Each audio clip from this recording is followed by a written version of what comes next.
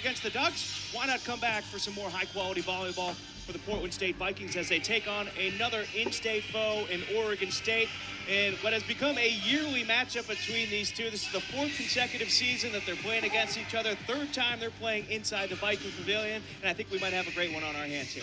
Yeah, I'm so excited to see this matchup today. Both teams coming off of tough losses from the Ducks. It'll be interesting to see how they rebound today against each other. Yeah, it's the 64th overall meeting between these two programs. And you just mentioned it. Both of them came in this week riding high. They had tournament wins on both sides. Oregon State winning their own tournament.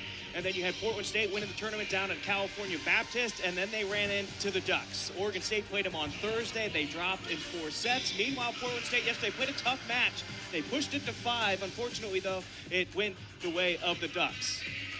Yeah, and both coaches seem fairly positive after those losses to the Ducks, taking away good things and wanting to build on it for the rest of the season.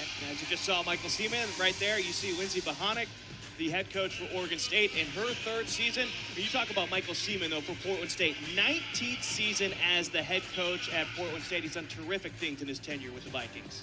Yeah, he's been absolutely great. You never hear a bad thing about him. Seems like it. As we are getting things set here, starting lineups have been announced inside the Viking Pavilion. And there's a live look in. I'm Brian. This is Ruby Kaiser, excuse me. As we welcome you into the Viking Pavilion for the second home match for the Vikings this season. And we think we got a great one on our hands. The starters today, though, we got Paige Stefanik, who has always been electric in the back row. 3rd-year starter for Portland State. I'm excited to see what she's going to be able to do with the offense for Oregon State today. For the Beavers, getting the start, we got Alana Mars, Alondra Paz, Annika Hester, Tia Shum. We got Yasmin Arglioglu, Jackie Matias, Lauren Rummel, and Natalie Scholes.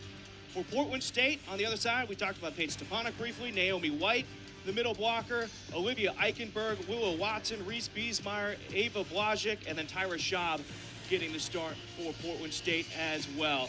Let's take a look at the keys to the game, brought to you by Jeremiah Johnson Brewing Company. Do well first for Portland. For Oregon State, they're just going to have to go for it, applying consistent pressure, get off to a good start. Bohonic talks about them being terminal in big moments and keeping that consistent throughout the game. For Portland State, it's going to be limiting unforced errors and building off of last night's win. They did a great job competing hard. Are they able to take that momentum and translate it today? As we're about to get things going here, Alondra Paz, the sophomore from Belmont, California, opens up our match today. Outside to Eichenberg, rolls it over the block. Swing from Hester, played by Schaub.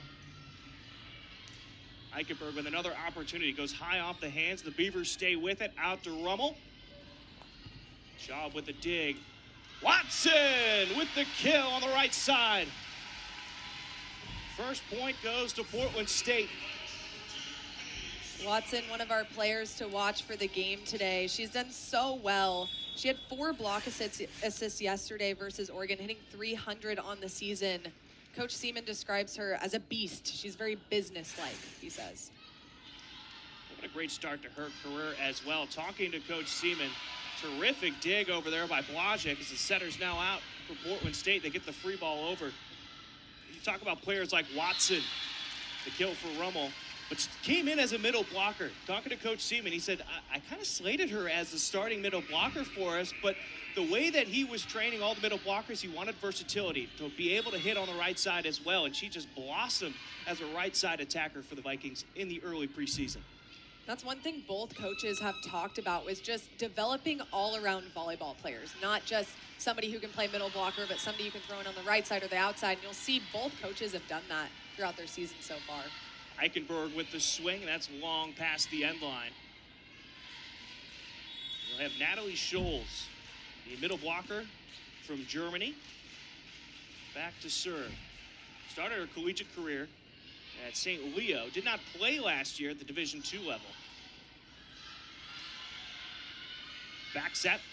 Hester, high off hand. Schaub stays with it in the back row. Another opportunity for Eichenberg, and gets blocked by Mars and Hester. talking with Coach Seaman and about this young group here for the Vikings, specifically Olivia Eichenberg. She leads the team in kills, had 132 coming into this one.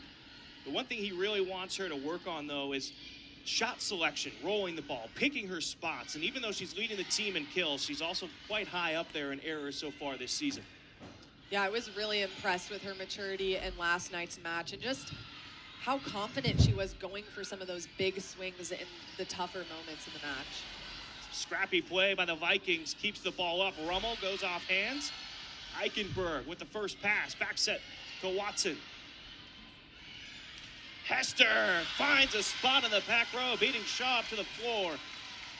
And the Beavers open up with a 4-1 lead here in set number 1. Schaub has done a great job for the Vikings so far. Kind of new in the lineup, entering in the tournament last weekend. She's someone they've really relied on offensively, but Coach Seaman has said, we just want to see her kind of step up defensively, and that was one of those plays. Pause with the touch. Biesmeyer finds the sideline. And that'll be her first kills. Checking in now, Sydney Stenson, the redshirt junior from Lakewood, Colorado. And then Allison Panther, the second setter of this 6-2 offense for the Vikings. Deep serve, and it floats long. Panther's one of those servers, you kind of have to give her a longer leash because she does get after it from the service line. Racked up 5 aces last night. Coach Seaman said she's definitely the best server on the Vikings roster. That puts her at 20. The team as a whole had 68 coming into today. So nearly a third of the aces came off the hand of Panther.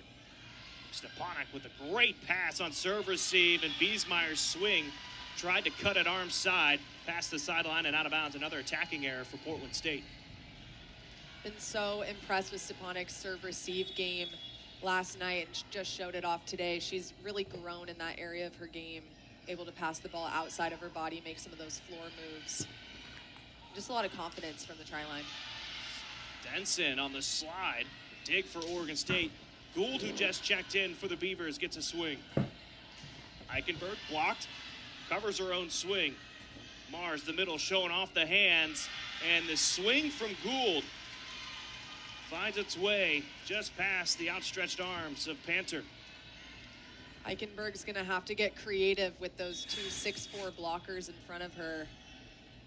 And one thing that the Ducks noted was when they get the Vikings out of system, they almost know they're always gonna go to the outside pin, so makes it easy for the blockers to get out there.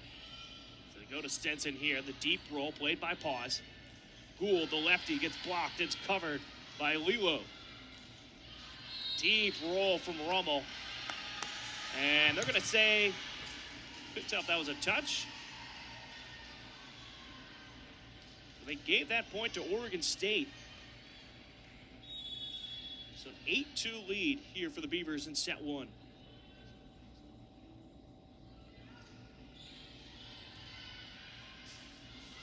Back set goes to Eichenberg. Pause. Great dig in the back row. Schaub there. Stenson goes with another deep roll. That's part of the offense for Portland State. Talking to Coach Seaman and what this team needed to do. They needed to mix up their shots. They realized that the Beavers struggled against the Ducks with the soft hits, the rolls, and the tips. Mars. Campfired everybody. Middle of the court.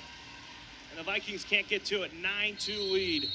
And a timeout called by Portland State as they trail by 7.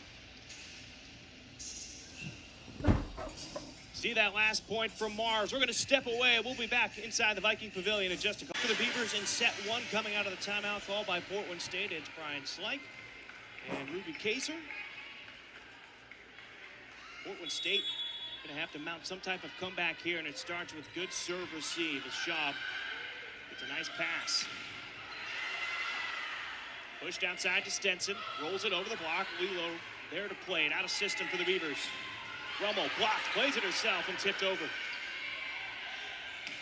Eichenberg goes cross. love the switch of moving Eichenberg to the right side. Just kind of opens up her game a little bit more, gets her away from those two big blockers that were so camped out on her when she's on the left. Now Eichenberg an opportunity at the service line. Great set by Lua, taking off the net for Mars. Biesmeyer tips middle of the court. Love that sequence from Biesmeyer. The eye work to get herself in front of the flood and then digging it out herself, able to convert it and score. Always feels nice to convert and score when it's kind of you and you can play doubles a little bit with the setter. Back set to Gould. Played by Panther, out of system for Portland State. Stenson rolled it into the block, covers herself, but it's an overpass. Deep tip. Pause with the first touches. Rummel. Great play right there by Rummel, showing off. She was part of the U23 national team, representing the United States at the Pan American Games this past summer. And sometimes you see how she tipped that ball. She kept that in front of her. Too many times I've seen from other games that I've called, they're going to call that almost pushing the ball or lifting the ball, I should say. I kind of love that the refs have got more lax about that call, because the throw is such a good tool in your toolbox, and I think defending against the throw is kind of fun too. So I'm with that lenient rule change. I feel like that's happened in the last couple years. We've chilled out on the throw. Same with the doubles as well, as long as it stays on your side of the net. After coaching JV volleyball this fall, I'm a big fan of the double rule being eliminated, because I'm not sure how many points we'd be getting if we were calling doubles. But I don't know how strict they were for JV volleyball, but happy that that rule is no longer so serious.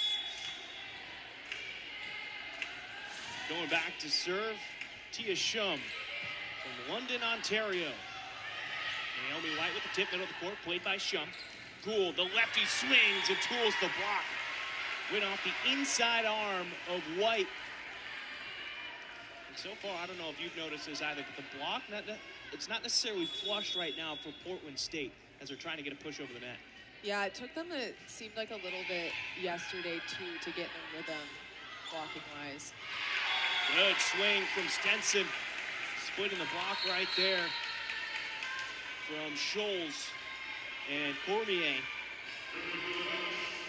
We'll talk about how young Portland State can be, but Oregon State themselves, a very young team. Kayla Gabriel, who's been playing, she's an opposite or right side, however you want to call it. She's a freshman. Miley Cormier, who just was in on that block, the freshman from Quebec. Yeah, talking to Coach Bohonic on some of the freshmen, she just said that they're such gamers. Like, they get out there and they just go after it, and it's really expedited their learning process as young players on the team. Jackie Matias, the transfer from Hawaii, serving. Past the sideline on the near side to us.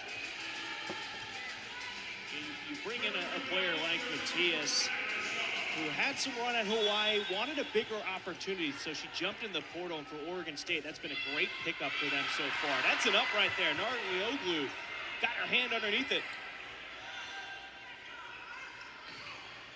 Watson with a kill.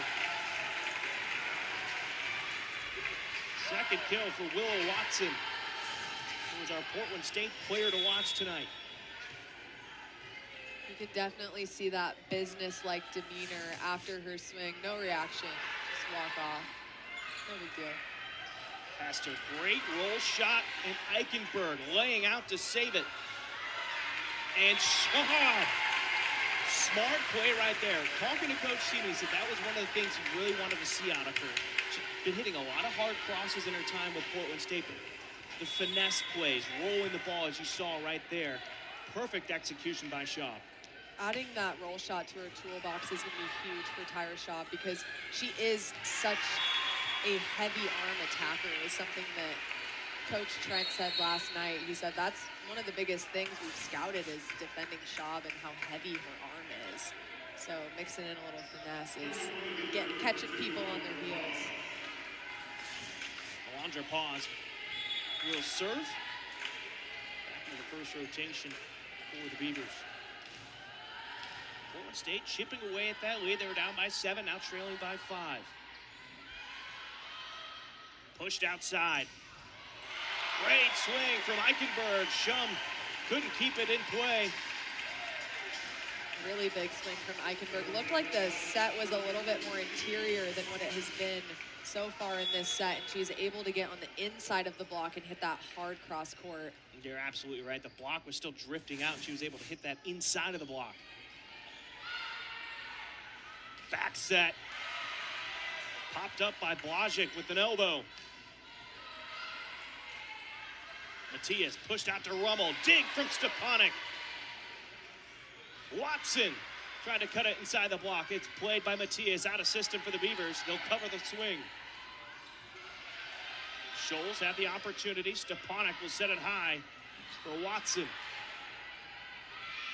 Hester's turn, tips it right over the block. Stepanek, another dig.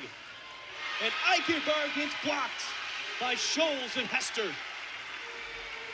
What an amazing defensive effort from both sides of the net. I feel like I just kept hearing you say, Stepanek, Stepanek. She was all over the court. She's one of those people, I feel like when you watch her play, she's always analyzing the block and knows exactly where to go before the ball is even hit into that spot. She's so solid defensively. I actually grew up playing beach volleyball against her, and she has great vision for the game. Eichenberg with the long swing out of bounds. Slow start for her. 2 kills so far, 16 total attacks, and that's her 3rd error. I think part of that, too, is the Beavers are doing such a good job executing the game plan blocking-wise. They've put some really solid hands in front of Eichenberg, causing her some tough times. Viking strike from the back row and Schaub. Hester. The Beavers wanted to touch up at the block. No call, and that'll be out of bounds, so point for the Vikings. Charlie Oglu checks back into the back row as the libero for Oregon State. Panther back to serve, and Stenson into the front row for the Vikings.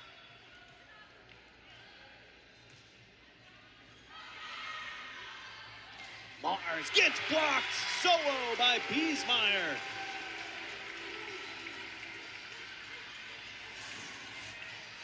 Love that solo block from Biesmeyer. A player who kind of had to earn her spot this year, competing against some younger players coming in hot. And she was able to get back in there and has been owning it lately. 23rd block of the season for Biesmeyer. Panther with her 2nd service error pushes that lead back up to 5, 17 to 12. Emma Liwo is serving.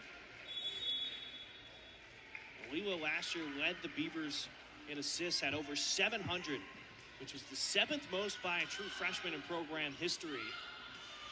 And this year, taking a bit different approach offensively with the 6-2. Shaw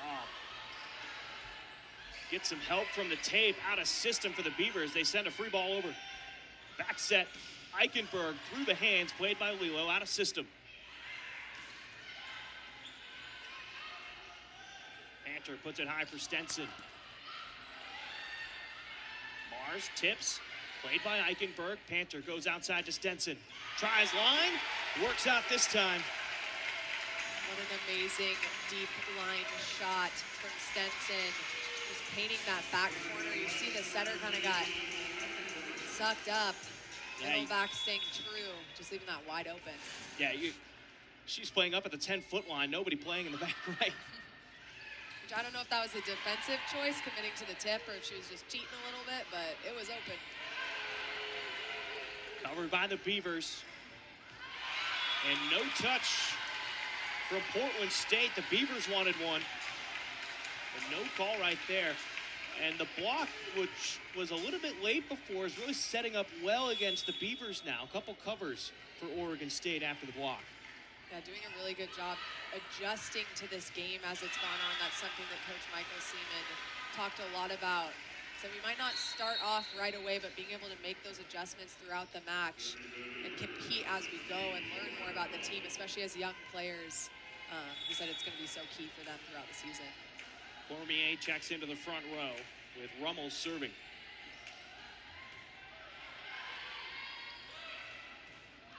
Benson, no touch, and another attacking error for her. She kind of shakes that one off. It looked like she didn't quite get her feet to the ball a little quicker than she expected and just fell out in front. Didn't quite have the zone. The second and final timeout called by Portland State as they're trailing 19-14. We're looking at the first portion here in set one and how this one is shaking out so far. What have you liked from Portland State at this point in the match, even though they are currently trailing? I think they've done a good job, like we were just saying, adjusting defensively. We've seen really great floor defense moves, like great blocking moves. It seems like the eye work and the sequencing is coming along. They just had kind of a slow start, so digging themselves out of that hole from the beginning. But it seems like they're picking up on the Beavers' offense a little better than they were from the start. And talking with Lindsey Bohanec both yesterday over Zoom and earlier today and before the match, just cleaning up things defensively, those short rolls and those tips. It seems like they've really been covering that well against the Vikings, and that's helping some of their offense as well. I really loved her point when we chatted with her about not just being aggressive on offense, but being aggressive on defense. And I think that's something that sometimes we forget when we're playing the game, how defense is such a mentality. And you hear people talk about it sometimes. It's almost like a sense of pride. You have to really buy into the mission of being a great defender and not letting the other team score on you. Like it's personal almost. And I think she's done a great job of instilling that in her team. And when she talks about it, you can really feel her passion for that topic when she's telling you. Now, even though this is her third year, she felt like with this program, it's sort of been a culture change as well, bringing in some of these newer faces, transfers, some freshmen as well. And when we asked her about it, usually you're trying to get a culture change first season, second season. This is year 3, kind of an odd time to get a culture change. But when we talked to her, she said, honestly, everybody loves being together, so much so that she even had to kick the players out of her office at times. She's like, hey, I got to get some work done here, guys. I loved when she was talking about that, because that just does say so much about her team, and it really does translate to the court when people are so connected in that way. And I think you were talking a little bit about the 6-2 that they run, and I think running a 6-2 is really challenging sometimes because you have to have good setter-hitter connection with different setters, which you don't see it as commonly at this level. And I think that is also a testament to the team culture, being able to get along so well with everyone and connect with each other off the court translates to that on the court. Mars with the kill out of the middle. Hitting a bit below her seasonal average. She's hitting .377 on the year so far. That's third best in the West Coast Conference during the preseason. 3 kills on 9 total attacks for her so far, hitting .222. And another service error. That's 5 as a whole in this match. The second one for Oregon State.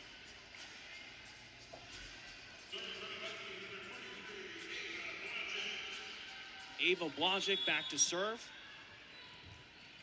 Scholes, Gould, and it looks to be Cormier attacking for Oregon State. Gould splitting the block, and again, there's that opening I was talking about at the beginning of this match. That block is not necessarily flushed together, and she found the opening. And what a fast side out. I think you credit the super fast serve receive pass from the right side, which is tough, and then running tempo behind. It's hard to get 4 solid hands in front of that ball. 21-17. Blažic. Great swing for Watson. Going back to her normal position out of the middle right there. I was going to say, that's pretty fun little trick to pull out and serve receive when you need it.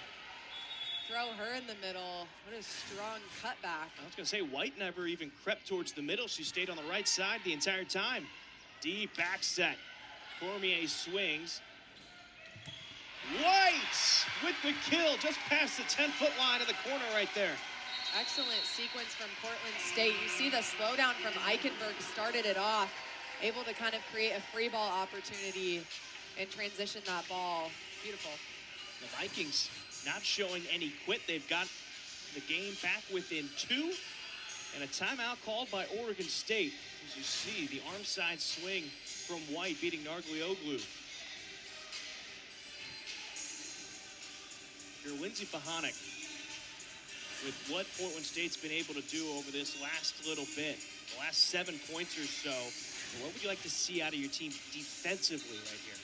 I just feel like the Beavers got a little comfortable with their lead, and now the Vikings have turned it up a little bit. I think defensively, they've got to shut down some of these players, and I think those 2 conversions in the middle, they were one-on-one opportunities, so making sure you're not cheating. You'll see in the replay there, both pin blockers not even making a move to the middle. I would say maybe focusing a little more attention on the middle, and maybe that's changing what blocking sequences and defense that they're in. I like the response from White, too, on that swing. Realizing the block was more inside, she couldn't go cross and was able to cut it towards the right side and ended up getting the kill. Great vision. Schaub has been busy today. 8 digs already to go along with 2 kills, so she's at the service line. Hester from off the net. Tried to roll it onto the back line, and it's long.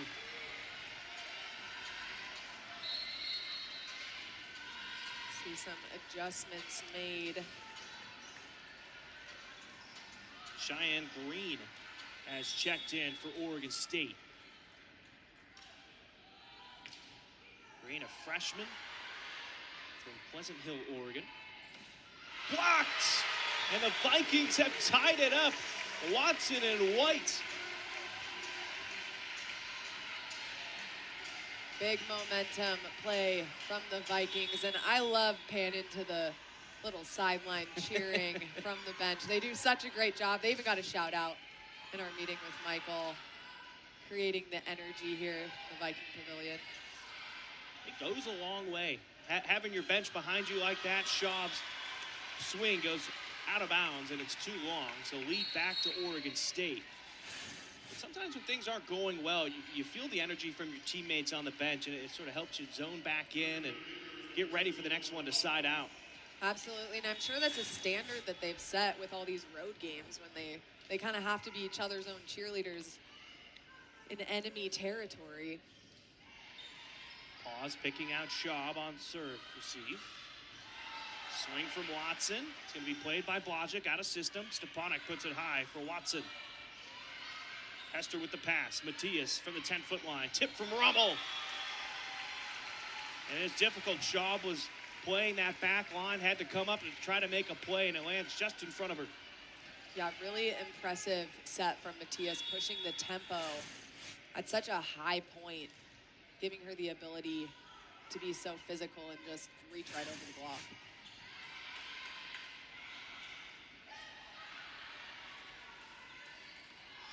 Tied at the net, just tipped over, played by Watson, high enough for Blodgett. Feeds White out of the middle and finds the back left corner.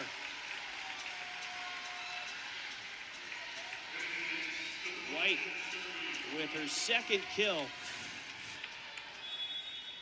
Getting these middles going in transition is huge for the Vikings. They've really relied on their pins, primarily in transition. It's opening up so much opportunity for White, which will create opportunity for the pins as well in the future of this match. Rummel wants a tip called. It's called out of bounds. And Bohonic with the challenge card. So we're going to get a chance to look at this one over and see if there was a touch up at the net.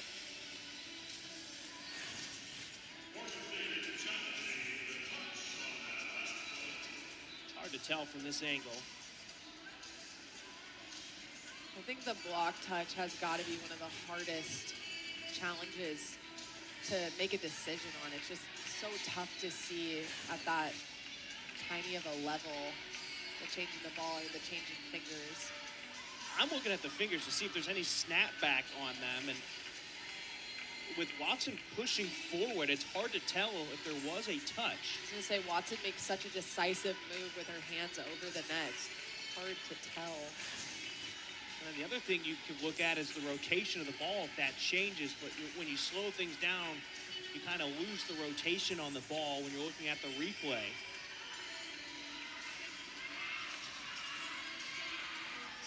As somebody does some refereeing on the side, it's not an easy position to be in. I do not envy the referees, that's for sure. I was always like, when I would go into cover and I thought my hitter had gotten a touch, I would always, I heard it, I swear I heard it. And I'm like, am I just hearing things? Like, did I just convince myself that I heard something? Because I mean, it can be a pretty distinct sound too. It's the double hit that you can briefly hear when it goes off the fingertips. And maybe Rummel thought she heard it, and they're going to call a touch on Portland State. And that's a huge point right there, because now it pushes it to set point. excellent challenge for Oregon State. I'm so indecisive. I would have such a hard time deciding when to use the challenges. That is not my strong suit. And mind you, the referees do get different angles to look at. We don't get all the angles like they do. So even though we didn't necessarily see anything on our screen, they might have. Overpass. Rummel will close out set one with her 6th kill. And Oregon State will take it 25-22. You take another look. Schaub, who had been passing very well on serve receive, that one just got away from her, and unfortunately that's how set one ends. Really solid match from both teams, competing so hard, keeping the score close. I love to see the Vikings coming back and creating some momentum for the second set. Well, we got an in-state matchup between Portland State and Oregon State. We're heading to set 2. We're going to take a quick break, and we'll be right back on ESPN. We've got a good crowd here tonight, but last night against Oregon, this place was even more packed. They announced the attendance was 1,602 people inside the Viking Pavilion, which set an all-time record for volleyball inside this arena. It was the 2nd largest crowd for a women's event in Portland State history and the 7th largest crowd overall in this facility. I was here last year against Oregon when they set the original volleyball record. You were here last night, though. It had to be an electric crowd. It was electric, that's for sure. That's a great word to describe it. It was so fun to see so many people out here watching volleyball, and they gave them such a great match to watch. And people stayed through the 5th set. It was kind of fun. I got to see some people I didn't even know were going to be at the game. Like, Ruby, are you at the game? I'm like, everyone's here. This is great. As we get ready for set number 2, you saw how that last set ended on the overpass and the kill from Rummel. Paige Stepanek back to serve for Portland State. One thing, I'm looking at the stats from set 1. You had 3 kills from your outside hitters in Eichenberg and Stenson. Both of them were hitting in the negatives. Not necessarily a stat against them, but the defense for Oregon State has not made it easy for Portland State as Watson gets the kill across court. I think you're so spot on with that. The defense has been really tough, and it has forced Portland State to use the middle more in transition, which I think is going to be good for them throughout this match and may cause Oregon State's defense to adjust. Maybe then they can get the pins going again. At the end of the day, the pins for Portland State are going to have to up the production for them to win this match. No easy task with these big blockers from the Beavers. And they just added some more height up at the net as well with Green, 6'1" out of the middle. Great job. I believe she was the one who served that last ball, for forcing the overpass as well. And a block from Portland State. Watson and Biesmeyer. Little taste of their own medicine. Like to see it.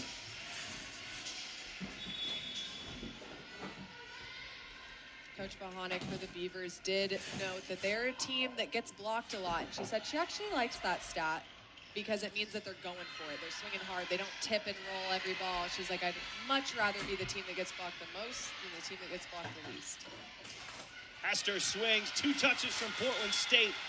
But Stepanek unable to chase it down, and the first point for Oregon State here in set 2.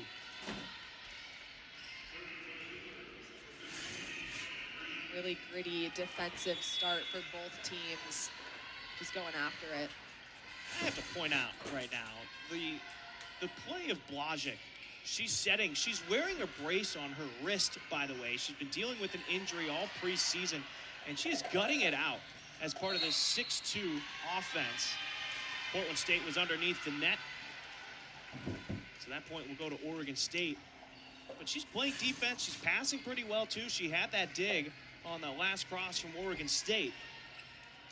Yeah, Coach Michael Seaman talked a lot about her competitive edge as a player, and I think that is a testament to her fighting through this injury. He said she has such high expectations for herself. She wears her heart on her sleeve, and she's just really able to take over a match. Unfortunately, this injury setting her back early on in the season, but able to battle through says a lot. Green stayed with it after it was touched up at the block. Blazic throwing the arm at it. Gives Oregon State another opportunity. And net violation on Biesmeyer. So, Oregon State 3-0 lead has disappeared. Cheyenne Green back to serve.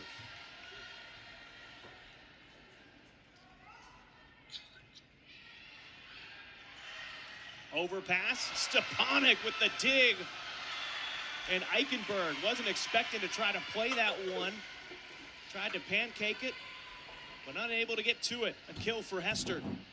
That's so hard to see after such an amazing dig from Stepanek. Not sure if Eichenberg just got caught in transitioning and expected the setter to run that one down, but miscommunication hurts. And now it's a 5-0 run for the Beavers. I want to go back to Blazic for a moment. You talked about the competitive nature. We're talking to Coach Seaman, and he said that was something that her own teammates noticed during the spring season when she came in. Her attitude on the court, not necessarily that it was bad attitude, but her competitive fire really woke things up in her teammates and saw what type of leader she could actually be to help this offense. As that second touch by Oregon State will go out of bounds and Portland State back on the scoreboard. I think sometimes a player like that who's so competitive, it can kind of catch people off guard at first if they're not ready for it. But embracing a player like that, I think, is one of the best things you can do if it's the right situation, because they're the people that can really put the team on the back and carry people along with them. And if her teammates have bought into it, it'll be good for the Vikings. And there, Panther gets an ace. She had 5 of them last night against Oregon. That set a new season high for her. And that tied her career, or that actually set her career high as well in a single match. Back set, beautiful touch, and Rummel will put it away.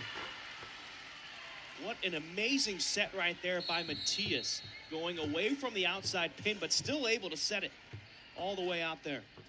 Really impressed with Matias's distribution so far, and I know it's got to be tough for those Viking blockers to track where she's able to put the ball. These two teams also quite familiar with each other. Yes, they've played each other 4 years in a row, but they also usually have a spring exhibition against each other as well. So, this is second time you're seeing them in about, 4 or 5 months. Yes, rotations will change, players will change in there, but you feel pretty confident playing against this team again. And I know it's not a traditional rivalry, but I do think playing against some of these in-state schools that you see every season or you see in the spring creates kind of a program versus program rivalry when you're able to get to know these players season after season, which makes it always an exciting game. I feel like those games are always a little closer because of that. Gould ended up with the kill. Rummel will go back to serve Cormier into the front row. When you live in a state like Oregon, you got 4 Division I programs, Portland, Portland State, Oregon, and Oregon State. You feel like it's a great opportunity to really measure yourself against some top competition in the state. Panther out to Schaub. Schaub looking for the corner. Rummel couldn't play that one cleanly, and the Beavers can't send it over. Kind of strange conflicts or contacts for the Beavers there, but I liked how they stuck with it. The first contact was kind of strange, but then we get a diving effort and it goes off a little funky, and they're still trying to keep the ball over the net. You don't always see that kind of tenacity. Lilo sets the middle. Mars blocked. And I think the Vikings had a little help from the tape right there, but they'll take the point either way. Little misconnection there. Lilo setting the ball a little bit generously in front. Kind of trapping her on a low ball inside. What you're saying is you'd like to see that off the net just a little more to give her an opportunity to adjust. Yep, gives her a little bit more options offensively. It looked like it found the corner, And it did. Schaub with the kill. Really impressive swing from Schaub against a very physical block, able to paint that line. Cross body, I think, too. Hard to read defensively. You see a rare moment where there's no Beavers player on the floor for it. We're going to take a quick break. A challenge has been called by Oregon State. 9-7, currently the lead for Portland State in set number 2. Lindsey Bohanec already 1 for 1 on challenges. Going for another challenge here. Trying to see if that ball was in or out is what the challenge is. It's off the swing of Tyra Schaub. We're looking at this one from the opposite corner of the court. And it looks like it caught the corner from that angle. We have a pretty good view from up here in Yeah. real time. And I did think it was in the corner, but not a bad challenge. And they are on the bench right next to that corner, so they may have a better view than us. And again, the referees do have multiple angles that we do not have on our broadcast to get the correct call. As we saw the last time, when Oregon State asked for a touch, we couldn't see it, but the referees did. They were able to overturn it. So amazing how all of this technology has developed. That challenge will go to Portland State.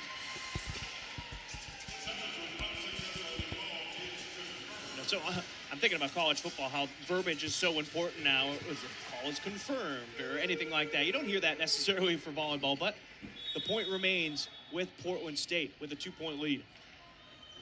They're on a 3-0 run. Serve from Biesmeyer. Quick set to Mars.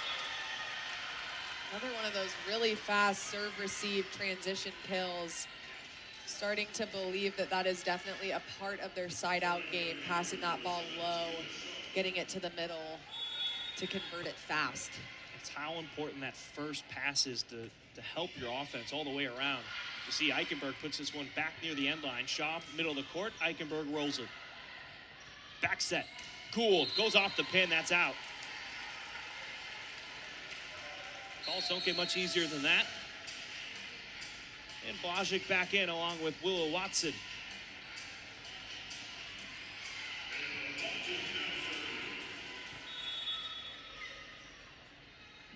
Blažič, the transfer from Temple, comes from Lakeville, Minnesota.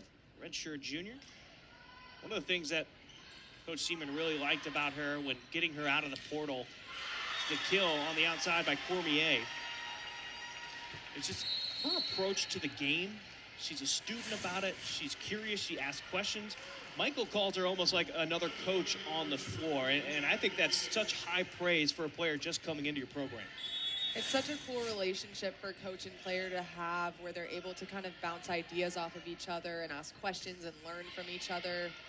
Thought that was a pretty cool note from him. Schaub with a bullet of a swing gets the best of Rummel in the back row. And back to a 2-point lead for the Vikings.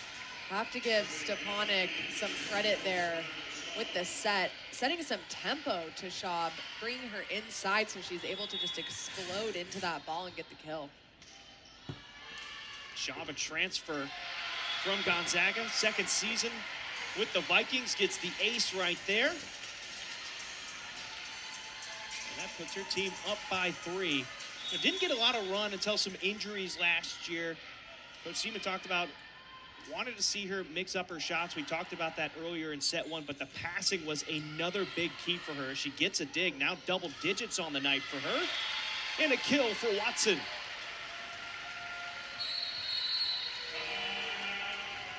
And a timeout called by Oregon State, trailing by 4. This will be their first timeout. Take another look at this last play. Blažič mixing up the sets right there. Green was late, the middle blocker for Oregon State. And when you have one-on-one, you'd love to see your pin hitter win that at least 90% of the time. Especially a hitter that is so effective attacking down the line. Makes it really dangerous when the block is late because you're just giving her her best shot. She was able to get a piece of the block as well, which is so hard to defend. You see Hester got a touch, actually, went off of her hands. That kill for Watson is number 5. For her, that leads all the Vikings players. She's hitting .500 right now as a pin hitter. Very efficient. Normally on the season so far for Watson, she's hitting 300, which still is fantastic. And this is somebody who you have to remember transitioned from being a middle blocker out to the right side this season. And so far showing out, that's been a good adjustment for Portland State during this preseason. Especially a team that relies on their pins so much and out of system. Normally you see that hitting percentage start to take a little bit of a toll because they're not getting as good of sets and they're having to keep the ball in play or go for it on hard balls, and being able to keep that above 300 is really impressive. The Vikings on a 3-0 run have a 4-point lead. From the 10-foot line, Matias back set. Cormier swings. That one was a bit behind her. So it's played by Shaw. Roll from Eichenberg. Narwioglu already on the ground. Pops it up for the Beavers. White with the swing and a kill. Third kill for White on her fourth attack. You talked about it. Getting the middles involved is only going to help you all the way around. If you have to have the middle be respected on the opposite side of the net, it's going to hold that block. High pass for Hester. Has to come into the court for that one. Stepanek, great pass, laying out. Watson got it off high hands. Rummel with the touch. Hester swings and never got it over the net. What an incredible series of plays from the Vikings. Love to see the energy from Stepanek after that amazing dig in the center of the court. She really, with these big defensive plays, creates so much momentum for her team and so much energy, because how can you not get excited after a play like that? Quick set to Green. Terrific set right there by Matias. Having to set that one from the 10-foot line off the net for a quick for your middle. Really impressive when a setter can run such great tempo to the middle from off the net, and impressive for Green coming off the bench, able to be so effective, especially on kind of an out-of-system ball, and a true freshman at that. Kayla Gabriel, by the way, has checked in for Oregon State. This is her first opportunity on the floor tonight. Schaub showing her Neo impression, getting out of the way of that one as it goes out of bounds. Service error for Oregon State. That's their third of the match.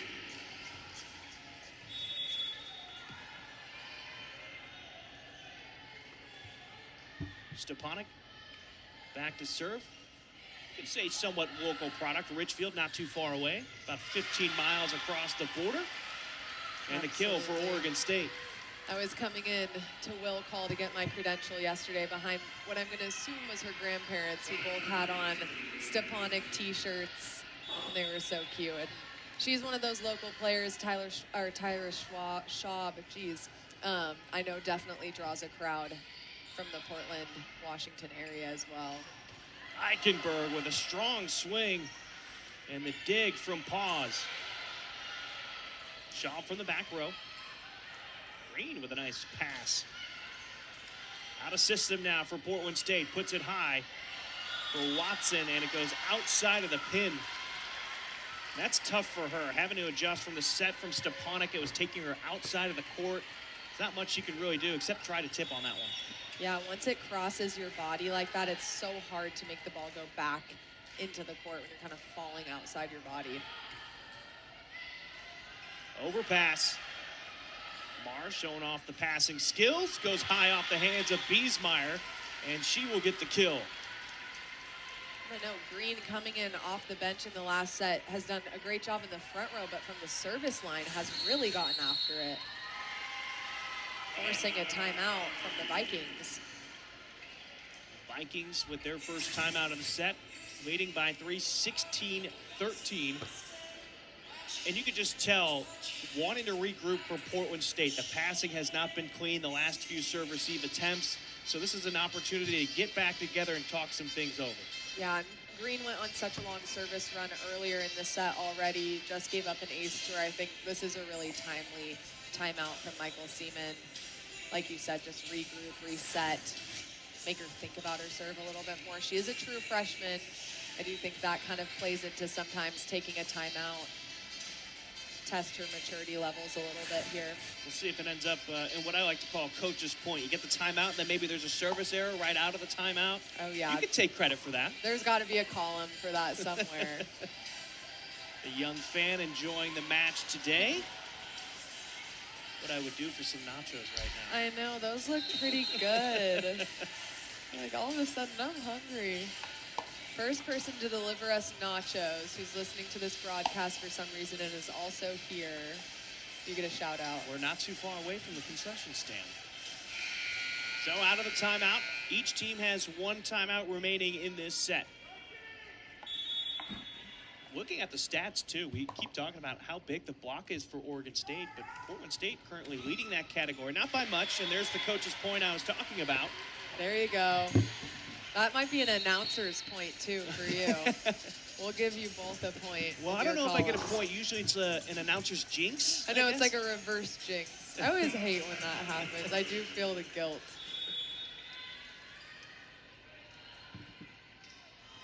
Panthers serving already one ace so far. Great pass from Pause, and the quick offense again for Oregon State ends up in another kill. So dynamic, pushing that to the flood zone. Haven't seen that too much in this match. It's cool how Oregon State can kind of mix up their offense and show some different things, keeping the Vikings blockers on their toes. Mars now with 7 kills on 14 attempts, 2 errors, hitting .357. And she's coming off a Freshman of the Week performance. Rummel swings, no touch from Portland State, and no, there is a touch from Portland State. The line judge to our right ended up calling the touch, and Coach Seaman out with the challenge card quickly. Talk about what a great week it was for Oregon State, though. Well, he had the challenge card, and he put it back away, so we're going to go back to live play. I'm going to assume that meant one of those blockers admitted to touching the ball when he got up to challenge. It's always a scary moment. I did do it. Don't challenge. Because you know, how upset he is for you for touching it is going to be worse if he challenges it. If he challenges it and he loses it. Good swing from Eichenberg with another kill for the freshman. Mars got it off hands, passed by Stepanek. Biesmeyer with her opportunity out of the middle, and Gould couldn't pancake it. Such a beautiful tip with the off-speed shot, but she places it so well and at such a finesse that it really doesn't give the Beavers much time to react. Eichenberg, who's got 4 kills on 25 attacks. Serving. Dig from Stepanek. Panther will go outside to Shaw. Rolls it over the block. Liwa with the first touch. It's out of system. Great pass right there from Narlioglu. Not even facing who she was trying to pass that to, using her platform and giving the Beavers an opportunity.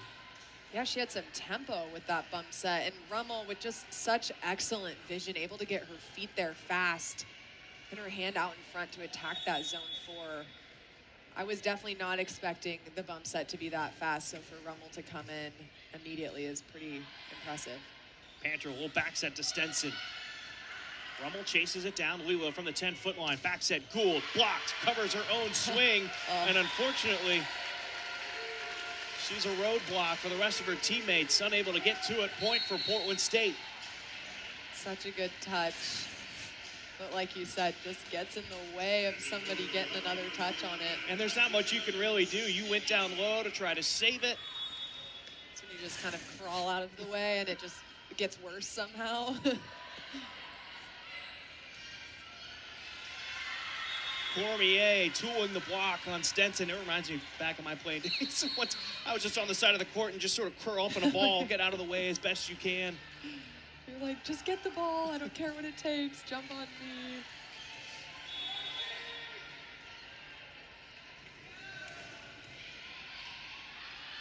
Good pass from Schaub on serve receive, and they feed it to White. White is on fire.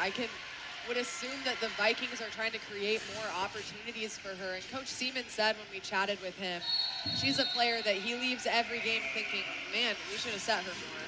And that starts with the pass, and Tyra Schaub with a beautiful pass to start that sequence. Her hang time, the elasticity of her arm and how much force she can get behind it, she's certainly a force to be reckoned with. 4 kills on 5 total attempts so far right now. The middles for Portland State have 7 kills on 10 total attempts. So you're seeing the efficiency out of the middle when you're getting that good pass on serve receive. It's so great, and they've done such a great job so far catching the Beavers blockers and one-on-one opportunities for the middle, just creating dynamic plays like the one we just saw with White. You'll see it right here too. Oh, I love the slow-mo of that. So cool, and the reaction is so great from Allison Panter, hyping her up.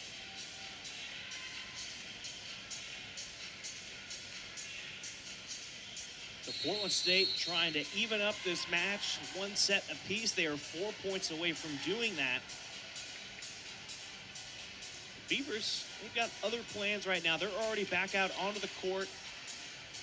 Quick chat during that timeout. You've got Green, Gould, and Cormier swinging in this rotation for the Beavers.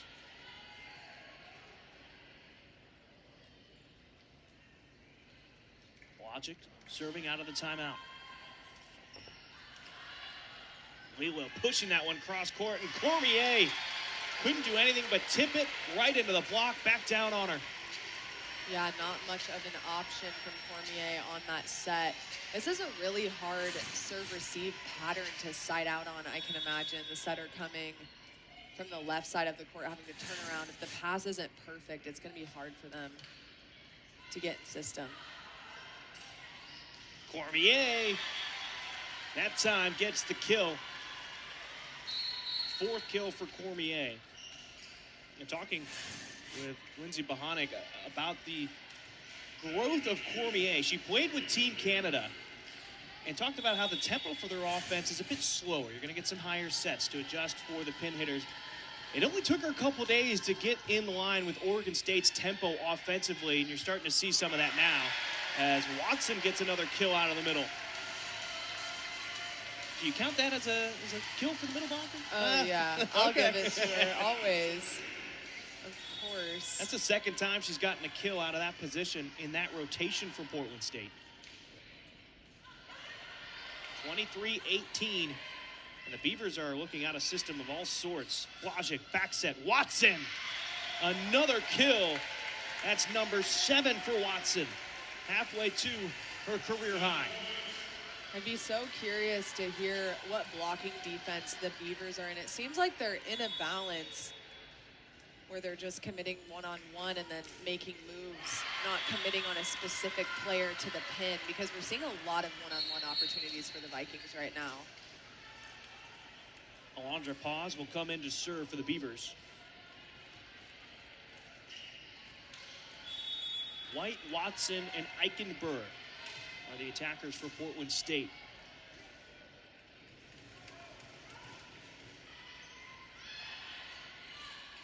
And they feed White. Great pass on serve receive. Led to that opportunity. Free ball sent over. Stepanek laying out after it was touched by White.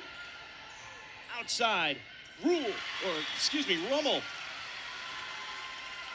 will get the kill. Match high 11. She does such a great job of opening her body up and just attacking that ultra sharp cross court. Really hard to dig from Stepanek. And the service error will end set 2. 25-20 in favor of the Vikings.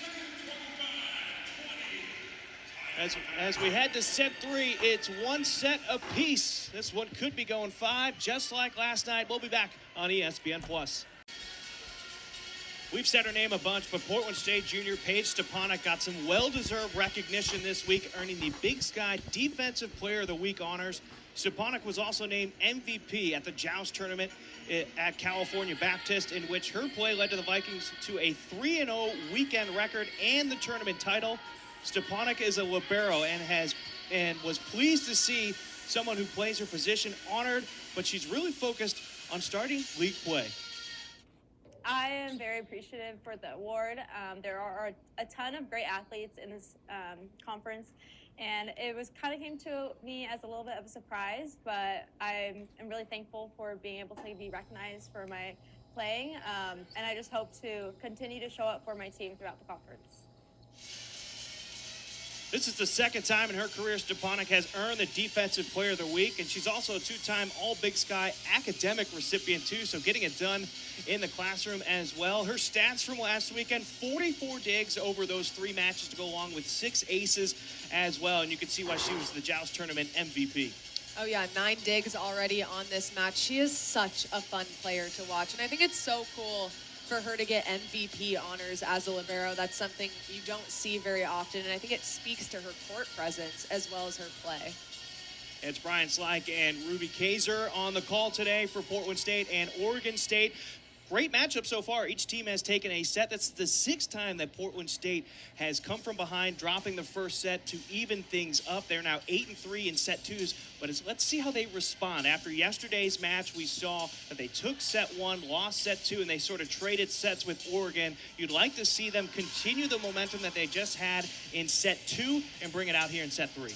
Yeah, I've been so impressed with the way the Vikings responded in this second set, and I'll give a lot of credit to the passing, keeping them in system, and the setters. The distribution has been so great. You've seen so many one-on-one opportunities created. We got to see White get going at the end of that match. I'm sure we'll see more of that. It'll be cool to see how the Beavers respond. Now tied up 1-1, 0-0, the third set. You talk about getting White going out of the middles. If you want to give those 2 swings we were talking about to Watson as well, you've got 2 from Watson, you've got 4 from White, so that's 6 plus Biesmeyer with 3. So you got 9 kills out of the middle. And again, it starts with that passing. We've seen it in the back row for Portland State. Some of that was working for Oregon State early on, but the serving from Portland State has kept Oregon State on their toes. Yeah, they've done a great job getting the Beavers out of system and then defending against that. And I think it's so great to have a defensive plan when you're able to get after it from the service line. Makes your options a little bit more limited, makes it easier to defend. This is no surprise to Coach Bohanec either. When we talked to her about Portland State, she had nothing but praise to talk about Michael Seaman and his teams that he's had. She said that they always come out, they're going to compete in every match. The team can turn it on at any moment. They're well coached, and she knows that he watches the tape. The off-speed plays could be difficult. And Oregon State early on looked like they were taking care of business. Things have sort of slowed down for them defensively as they try to get back into this match. Yeah, and we'll see. Interesting getting the stats back after the second set. After the first set, both teams were hitting under 200, and now Portland State has bumped up to 228. Portland State has bumped up to 228, and Oregon State at 189. Watson leading the way with 7 kills for the Vikings.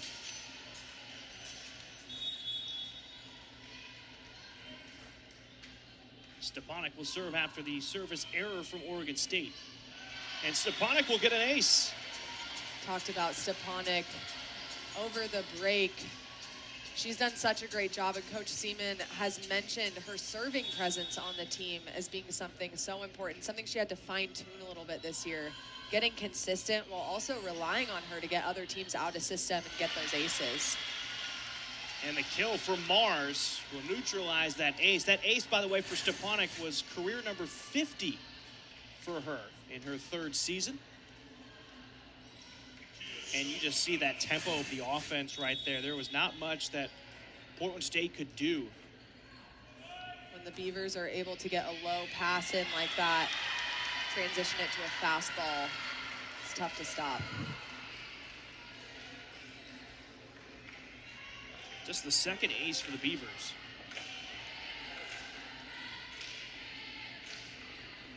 One of the big successes for Portland State at that Joust tournament at California Baptist was their ability to not get aced during those matches. They played a team in New Mexico that came in undefeated. They were 21st in the nation in aces per set, averaging just under 2.5. They held them to just 4 aces the entire match. It's very impressive, and that's one thing I think as a player and a coach, you start to change your mindset a little bit in serve receive. Just make those zeros, turn them into ones, and the ones into twos, instead of focusing so much on perfect passes.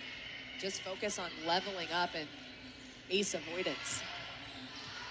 Eichenberg tried to turn on one as the set brought her into the court. And it's too long, another error for her. One of the challenges for this young Vikings team, Eichenberg carried such a load for them last night against Oregon. Being able to put back-to-back games together where you're able to produce it's tough for a young player. Yeah, you're asking a lot out of your true freshman to lead your offense on the outside. Eichenberg will get another opportunity. Softly hits this one off the block. And the Beaver is able to pop it over. Back set, Stenson blocked, covered by Stepanek. Panter, back row attack for Schaub, looking for the corner, and she'll beat Shum. No blocker up on the back row attack from Schaub. Crucial mistake from the Beavers with that heavy arm coming in the bick.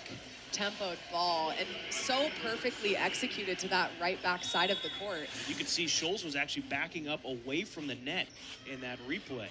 You can kind of see her face over like, ooh. I'll hear about that one tomorrow. Yep, exactly. Schaub rolls it middle of the court. Gawioglu with the dig. Gabriel going down the line for the southpaw. Fractured block in front of Gabriel, able to attack that line. That is a really tough ball to defend against with little to no block in front of you. Gabriel, 6'4" freshman from San Diego. And we talked about Rummel being a part of the U.S. national team as Rummel gets an ace.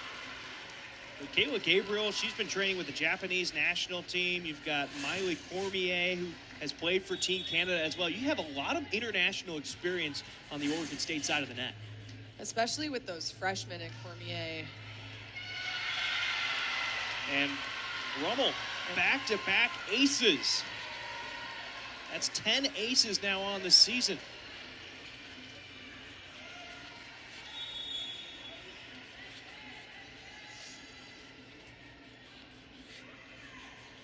Season high is 3, she set against UC San Diego.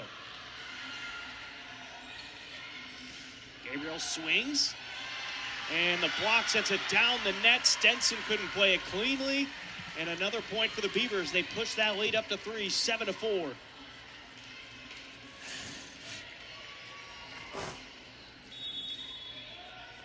It's a little bit of a late move. Now, Lilo did a good job of not giving away where she was setting that ball.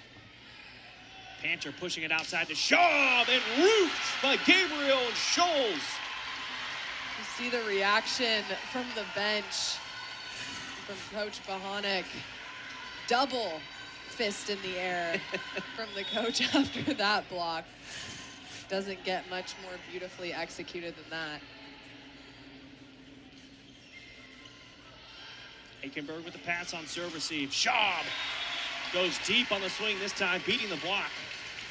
Absolutely love the maturity and resilience from Schaub on that play. It is not easy to go up and take a big swing after getting roofed like that. And I think that shows a lot about her personality and the resilience she's had to overcome as a player working into this role for senior season. I was going to say, you see a lot of players after they get blocked like that, either try to roll or tip just to get it over the net, build that confidence back up, but she wasted no time blistering one near the back line. Definitely got to be gutsy against this Oregon State block. It is so physical, especially as a player who is undersized. White got fed, blocked by Mars and Gabriel. Lilo on the run, feeds Cormier, and blocked by White and Stenson this time. Portland State has now doubled the block production from Oregon State. 6 blocks for the Vikings, 3 for Oregon State. And I feel like if you were to ask us who was going to lead the block category coming into this match, we probably would have been leaning towards Oregon State with their height. Mars with the changeup in front of Stepanek. You see White was disappointed with that one after getting the block in the previous rally. I noticed when we saw the replay from the ball that she did block, she did such a great job of taking little steps towards the pin as the ball started to get more and more out of system. Just great eye work. Put herself in the right position. Blazek, the slide to White. And the Vikings capitalize.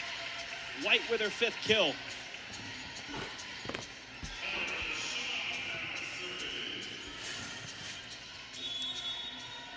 White's season high is 10 kills. Matias from the 10-foot line. Heck of a set, and the dig from Schaub ties her season high. She has 12 now. And Hester, I feel like, got bailed out right there. That set was going over the net, and she's able to tool the block. Now, you absolutely took the words out of my mouth on that first set, being able to run the middle from behind the 10-foot line. She does a great job of pushing the tempo and getting her hitters in great positions at such a fast pace. I think some of those faster tempoed errors where she's getting the hitters a little too tight is just a result of that aggression in their offense. Another feed to White and another kill out of the middle for Portland State. Take a look at the replay right here. Blazek falling to the ground, able to make a play. Matias, back set. Hester got it high off hands, out of system. Blazek with the first touch. Push to Watson and roofed. It's Mars and Rummel. Mars loving that one. I love when someone gets a block like that and they turn around immediately knowing what they've done, and just the celebration in the huddle is so good.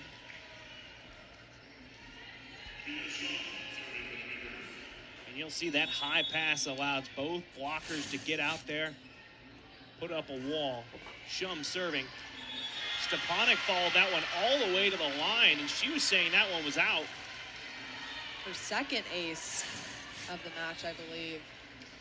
Doing a great job as the servant sub, coming in and getting after it. Yeah, you'd be correct. That would be her second ace. Coach Seaman pulling out the challenge card. Doesn't want this set to sort of slip away. Instead of it being 13-8, it'd be 12-9. You feel a bit more comfortable about that. Instead of a 5-point lead, it'd be down to a 3-point lead. You'd be amazed at how often you get that type of momentum after you get a challenge that goes your way. You can go on to a run. And looking at that replay, I can see why the referee would call that one in. Now, any part of the ball has to touch that line. You can see Stepanek seemed pretty convinced. She did follow it all the way to the line, but it seemed like it bounced a little bit behind where she was standing. It is kind of like a I told you so moment when you win a challenge, so. And they're going to say it stays with Oregon State. That's difficult. Let's see if Portland State responds out of losing that challenge. So Shum with her second ace. That would be a new season high for her. Back set Watson. The dig from pause. Rummel. Just throws that one down. And again, bamboozled, however you want to call it. I'm impressed with what Matias has been able to do. She was running off the court and still put that in a great spot for Rummel to make a play on it. That power tip is just so tough to defend. You have Eichenberg in as the tip getter. Rummel with a nice play to get it over the net. And another play from Rummel, throwing it down line. The Beaver fans are absolutely loving that play. Back-to-back power tips. We saw Coach Bohanec double fist pump and in a full squat for that one. So we've upgraded from just the double fist pump to also dropping it low. And Rummel, though, saved that entire sequence. She had the third touch to just get the ball over the net. And Coach Seaman seems pretty heated about that last throw from Rummel. trying to get Eichenberg to go talk it over with the upper referee, get an explanation on why that was not called. Like we mentioned earlier, traditionally that is a skill that is more tightly, I guess, called by the ref, or it just seems like they've loosened up on that call in the most recent years. So as they talk things over during the break, 15-8, Oregon State leads here halfway through set 3 on ESPN+. 15-8 lead for Oregon State at the Viking Pavilion over Portland State right now.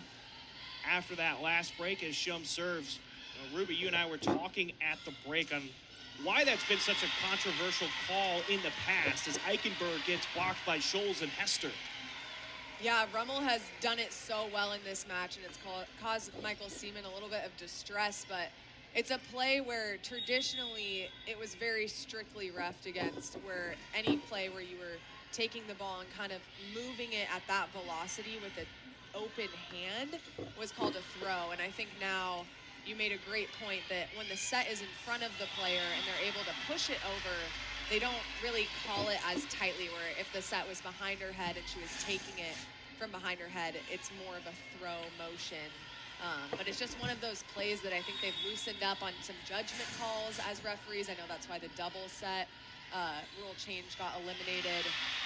But yeah, I'm kind of for it. It's an aggressive play. I like to see. I could see why he'd be frustrated because it's working so well for Rummel, but I like it. I think it's great volleyball.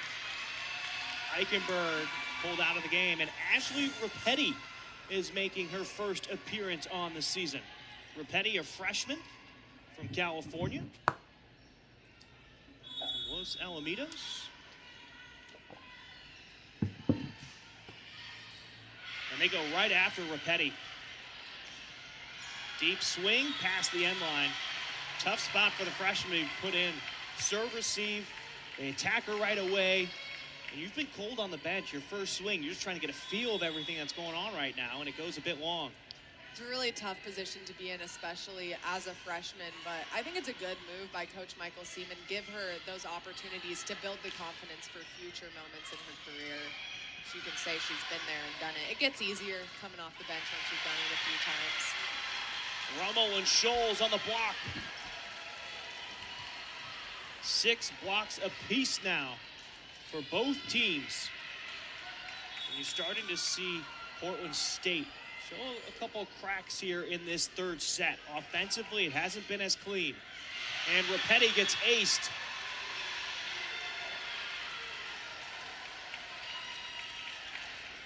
Tough to see. It's a hard rotation for the Vikings. You have Stepanek on the right side of the court, leaving so much room without the primary passer able to take control and leadership of the try line. A timeout called by Portland State.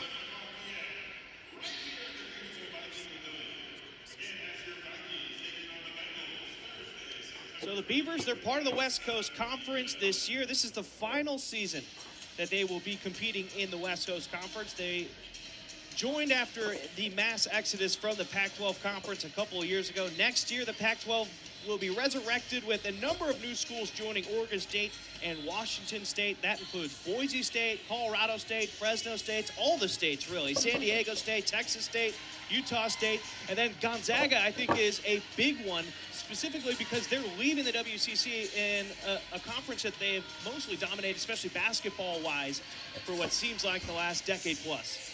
I'm personally really excited for the new Pac-12. As a Colorado State alumni, I think growing up on the Pac-12 in Oregon, it's fun to see that the conference will continue, and my alma mater jumping in and kind of getting a taste of that power conference type feel. I know the Pac-12 is trying to keep emulating that kind of standard for their teams and for what they're doing. It'll be exciting to see what this kind of not quite Power 4 conference will be able to do. Yeah, you bring up a great point. Not quite Power 4, but also not quite a mid-major as well. As Repetti, tough spot, had to take that one out of the net, trying to save it as the set went over the hand of Biesmeyer. It's now 22-8 for Oregon State. Oregon State with 6 aces so far this set. They've only had 6 or more aces in 3 of their first 9 matches coming into today, and the season high is 9. We got a few more sets to go, or a set to go, I guess, if they end it, but a lot of aggression from the service line. I think that's something we talked about them needing to improve at the start of this set. And the block not quite getting out there to Rummel on the quick set as she picks up kill number 14 on the evening. Saved by Pause, and Scholl sends a free ball over. Quick, Biesmeyer, saved by Rummel. Soft, deep roll off the platform of Schaub. Watson, a strong swing. Dig from Matias. Shum popped it up, and Pause sends over a free ball. Dump! Błażek taking matters into her own hands, which seems to be something that her personality might coincide with at the end of that long run from Shum. Nobody was thinking she was going to dump. She's playing in the back row at that point. She did a great job not breaking the plane of the tape right there. And Biesmeyer will follow that up with a kill out of the middle. Such a great point. With both teams in 6-2 offenses, we really haven't seen any offense from the setters today, so not a bad idea to throw in a little back row setter dump. Panter will put this one in the net. That'll make it set point 24-10. Lilo in along with Gabriel.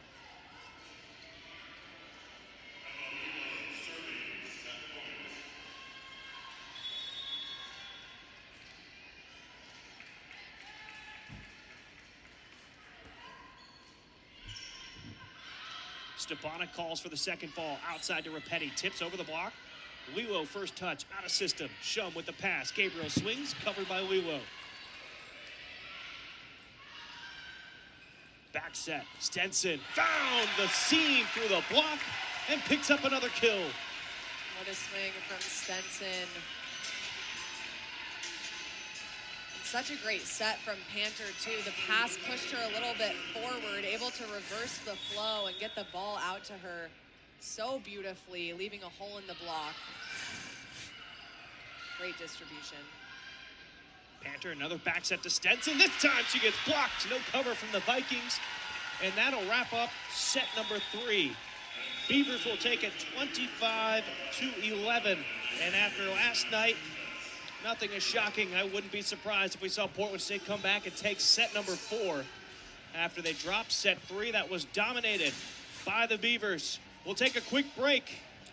2-1. Beavers lead over Portland State. It was a tough set 3 that went Oregon State's way, 25-11. And defensively for Portland State, they had something happen to them that they hadn't had happen all season long so far, Ruby. And that's a 12-0 serving run. We got to give credit to the serving specialist, which the name is fitting for Shum. Did an excellent job getting the Vikings out of system. They subbed new people in, changed the lineup of how the rotation was going to be. And she just was getting after it, attacking all zones of the try line, really getting the Vikings out of system and causing some major trouble, which I feel like also created a lot of momentum for her, like, front row. We saw a lot of really good blocks from the blockers in the front row, and putting that much service pressure on kind of assisted them in gaining some momentum as well. Well, as they break the team huddle, we'll see who comes out onto the floor for Portland State. It looks to be Eichenberg, Biesmeyer, Watson, Schaub, White, and Błażek. You've got Stepanek waiting to come in as the libero. For Oregon State, Pause, Narglioglu. Looks like Rummel, Matias, Hester, and Mars on the floor.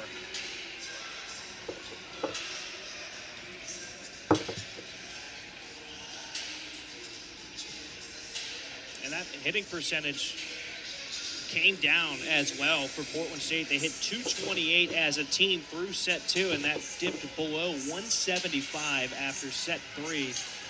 Offensively for Portland State, though, who has really stood out to you in this match so far? We talked about it a little bit in the break, but I'd say Schaub. I think she's done a really good job just staying consistent. She hasn't done anything crazy outside of her wheelhouse, but she also hasn't struggled. She's somebody that I think the Vikings can count on, whether she's in the front row or the back row. We saw some amazing back row attack swings from her. There's one right there, keeping the ball in play. But yeah, I would say that she's really stuck out, especially with Eichenberg struggling a little bit. Watson has had a great game as well. That last swing, by the way, from Schaub, I think it's a great point that you're talking about right there, because I feel like in the past you would have seen her try to attack that with a bit more aggression. Maybe it doesn't quite go over the net, or maybe you swing that one long, but that led to an opportunity where Oregon State ended up making a mistake out of that. Eichenberg goes high off hands and paws, can't play it. Absolutely. I think sometimes the best strategy is just staying in the rally and making the other team make the error, especially when you're out of system, hitting a down ball from that deep in the court. Really mature play from Schaub, showing her seniority for the Vikings. Another dig from Stepanek. Eichenberg swings, Narglioglu using her hands. Schaub. The help from the tape gets her kill number 8. Little heart drop moment for the Vikings. You see the assistant coaches clutching their chest. Oh, my heart. But I love a little trickler. We'll take it. That reminds me of just some of my playing days. It's like, no, yes, all right, great play. It seems to sit on the tape forever. Blazic dropping to her knees. That one's popped up by Narglioglu, and it goes off the pin and out of bounds.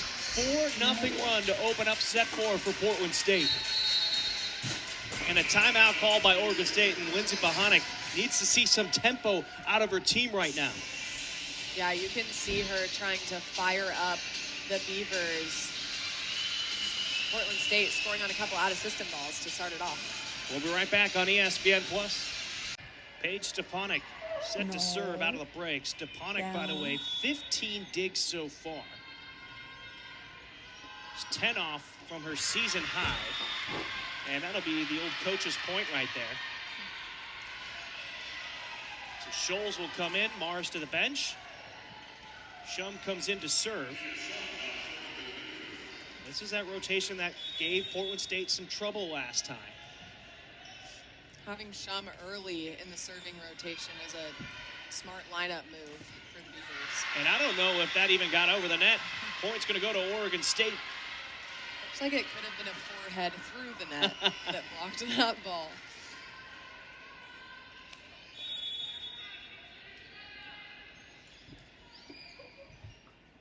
Shum, 4 aces, by the way, is a new career high. Unable to get the dig off the swing from Biesmeyer. Such a great play. Eichenberg taking that ball so strongly above her head on serve receive, getting it right to the perfect spot. Able to run the middle on a deep serve. Excellent placement from Biesmeyer. Scholes was still sort of drifting towards that arm side swing, and she still beat her. No, not right now. Back set to Hester. Swinging error, or attacking error, I should say, on her. That's her 5th error. Just 6 kills for her to go along with those 5 errors. Stop. Coach Bohanec was really challenging her to mix up her shots. Last year, she led this Beaver team in kills. So far this year, it's gone to Rummel. Stenson showing off the hands. Hester with another opportunity. This time, it finds the court. Transfer from San Diego. Highly touted recruit, 3-time Gatorade State Player of the Year out of Maine for Hester. And when you ask a player like that to challenge themselves, mix up some of these shots so it's not always hard cross, and it's been a bit of adjustment for her this season. Slide for Stenson.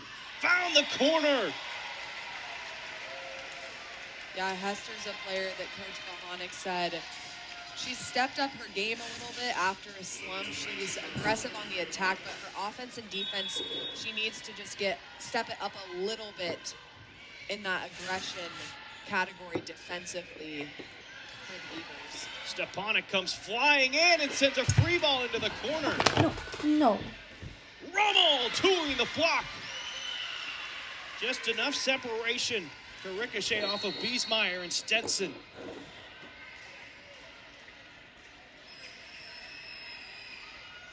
Rummel just plays like such an experienced senior on the court. You can just feel her presence and maturity Hey. in the way that she plays and the Why are you choices like she that? Why are you makes, doing especially offensively. Rolled from Schaub. First touch by Lulo, out of system, passed by Shum. Panther now out of system for the Vikings. Couple teams just attacking the setters on the other side. Cormier, this time off the platform of Stepanek. Back row attack, Eichenberg. Rummel with the pass. Middle, Biesmeyer, tip, middle of the court. Shum with the dig, back set. Gabriel blocks. Looked like it was all Biesmeyer. Schaub was in there as well. And Tyra Schaub just having a career day. 14 digs for her, and that was a point of emphasis talking to Coach Seaman about her passing ability, ball control, and she's really showed out today. No, down. Yeah, that's one of those things that I think has kept Yeah. her off the court in the past, and she's grown so much in her game. Not just maturity as a hitter, we just saw that swing, such a smart play off the block, but also defensively as an all-around outside hitter, having to fill that role. She's stepped up a lot and has done great things for the Vikings in the last 2 weekends. That's kill number 9 for her. Career high is 15. She had it this past weekend, and Biesmeyer nonchalantly into the team huddle right there. Takes the ace off the tape. And a timeout, the second called by Oregon State as they trail 10-4 at the moment. And take another look at the ace from Biesmeyer. And as a setter, I've been in that position. You're helpless. You've got your back. You're looking at your passers. Your back is to the server. You don't notice that the ball is just on top of the tape rolling over. And there's not much that Lilo could have done right there. And it's just such an unfortunate play because, as you said, there's nothing you can do about it, but you just feel dumb anyway. Because it's like you're right there and you're not facing the ball, so it feels silly, but you're right, there is nothing you can do. If you're Coach Bohanec, you just had that terrific third set. It's been a slow start for Oregon State here in set 4. What is the message here in the second timeout that she's already called, just 14 points into this set 4?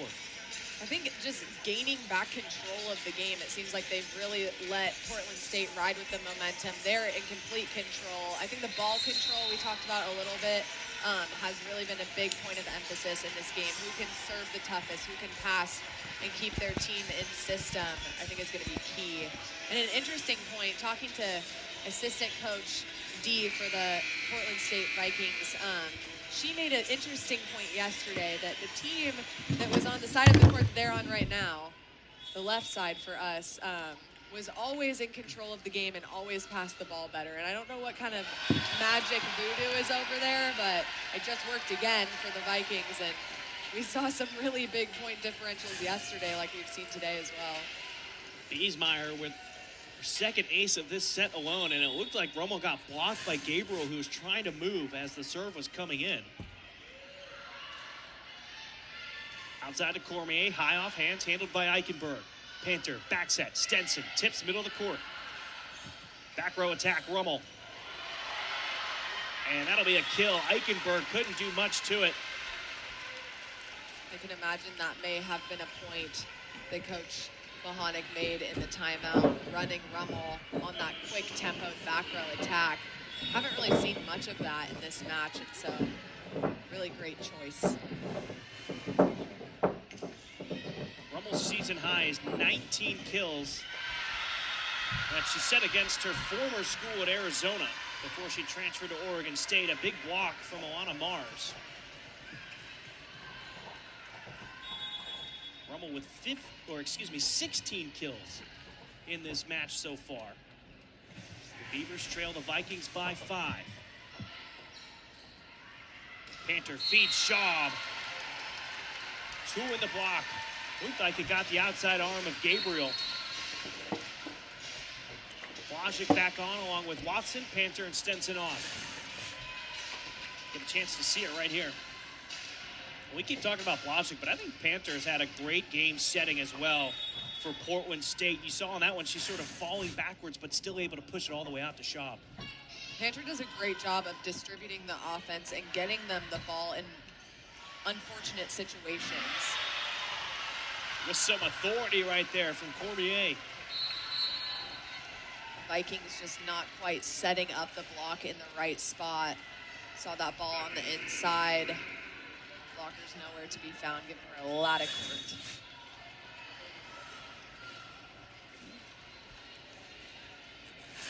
Matias serving. Eichenberg will give it back to Schaub. And great placement, smart shot from Schaub right there. Such good vision. Able to see that that was open, knowing that she can kind of teeter-totter between her heavy swings and that roll shot. And her arm really doesn't look that much different. And you see it in that slow-mo. I was about to say, her approach did not change at all as that ball poked over by Mars on that quick tempo set. But Schaub, the point before that, she really torched it into the block and tooled it. That time, though, you mentioned it, no change in the arm speed and the approach, and mixed in that shot, the slight roll into the middle of the court. Which is a very underrated talent. It's very difficult to do that, making your arm look the same, hitting it that hard, and then mixing it with the shot. Eichenberg cutting that one inside the block. It was touched by Mars and unable to keep it alive was Rummel.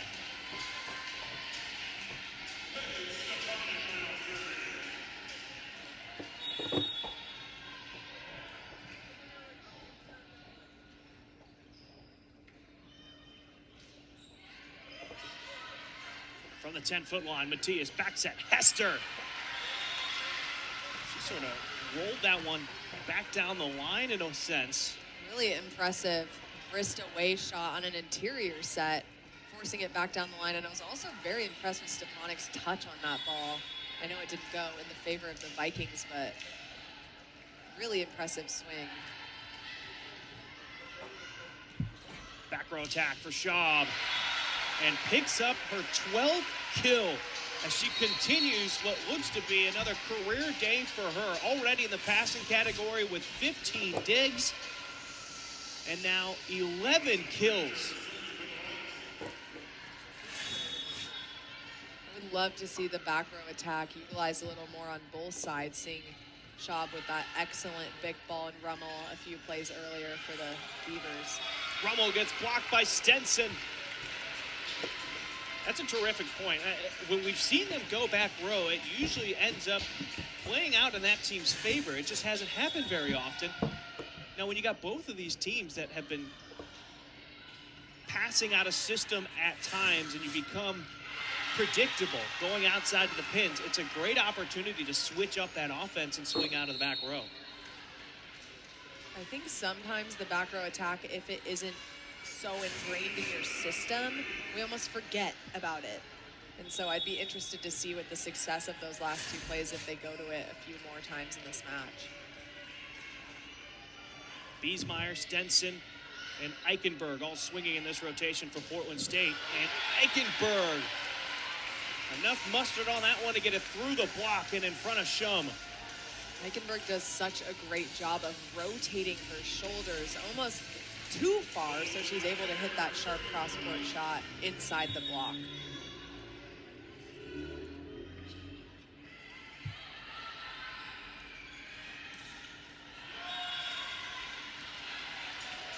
Schaub, by the way, with a double-double, just the third of her career. Or excuse me, just the second of her career.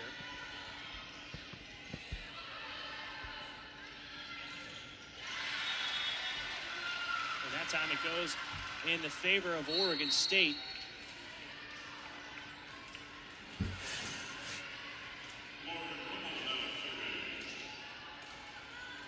Again, a seam in that block at the outside hand of Biesmeyer.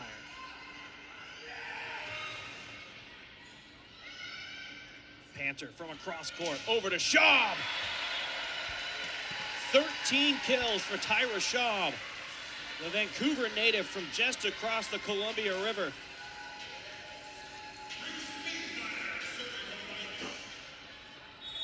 So a double-double for her. 13 kills, 15 digs. Gabriel will save it from being an ace. Rummel with a free ball over. Perfect opportunity for White, and the dig from Lilo. And a kill for White. 7 now on the evening. White, such a dynamic player. When they're able to get the ball to her, she does such incredible things. And again, I love the momentum of her taking that first contact, going right into the flood zone and putting it away. Into the net from Portland State beyond the service line. And so many times I heard the middle, why didn't you feed me back that pass I just gave you? It was perfect. It is such good rhythm and momentum. Like, you have to do it, right? You have to reward them. Couldn't tell if that was a dump or they were trying to go tempo to White right there, but it works out for Portland State. It's now 21-12.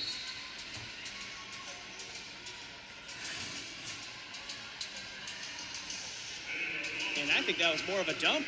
I think it was intentional. They had a little moment after Panter and White did that looked like they may have done that trick play before. So Blazek back in, serving. Gabriel swings, Narglioglu covers. Cormier tips, middle of the court. Blazek with the first touch. White showing off the hands out of the middle. But Watson puts it wide of the court.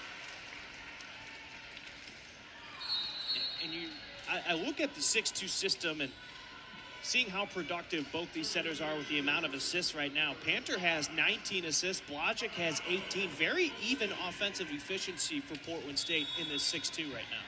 And I think that's the only way a 6-2 is successful, right? You can't really have one setter completely outweighing the other, messes with that connection.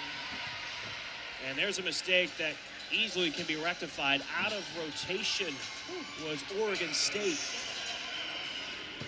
Definitely not something you want to see at this level, especially down by 9 points. 22-13. Middle, blocked! White and Watson. Really great blocking move from White. The pass took the setter forward and White went right with her, committing to the left side of the court and shutting down that flood. Talk about eye work, realizing where the opposition is on the opposite side of the net.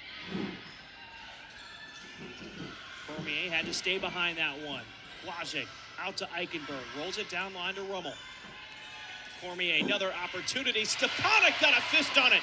A joust. Won by White, kept alive by Oregon State. And Cormier will get the best of the block from the Vikings. 23-14. What a great rally for volleyball fans.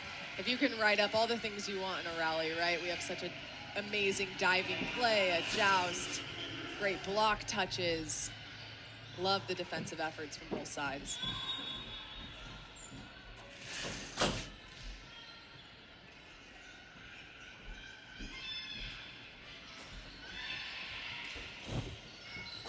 Eichenberg just throwing it out with her left hand. I think that was going to land in the court regardless, but they get a net violation on Oregon State. Really showing off her athleticism with that funky play, honestly. Mid-air, reaching with her left hand, still able to get it in the court. Caminado Goldstein, by the way, just checked in for Oregon State. Into the back row. Quick set to Mars. Great execution offensively by the Beavers. So the 15 serving set point.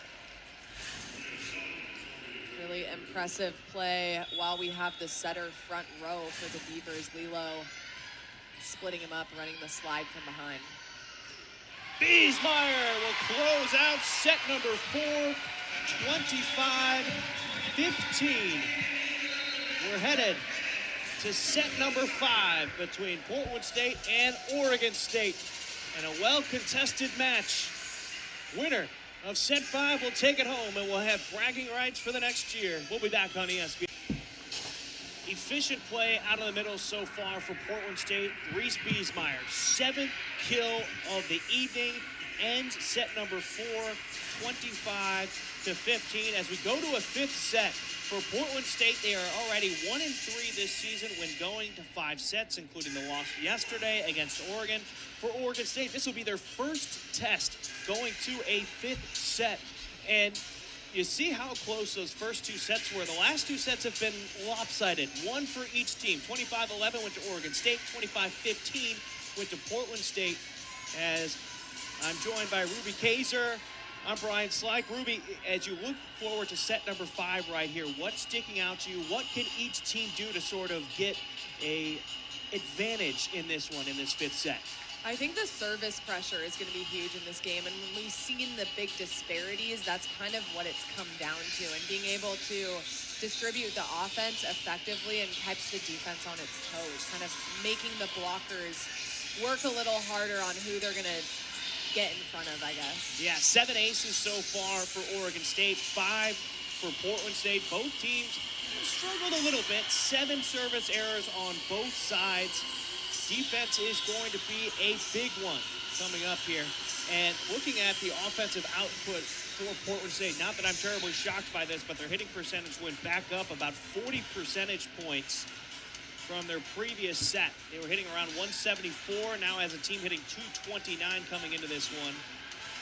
For Oregon State, you just have to have some better passing defensively to try to open things up for your offense. You saw a couple of those runs. I'm saying runs, just plays out of serve receive to end set number 4. You're already down by 10, but that should be something you can try to build on.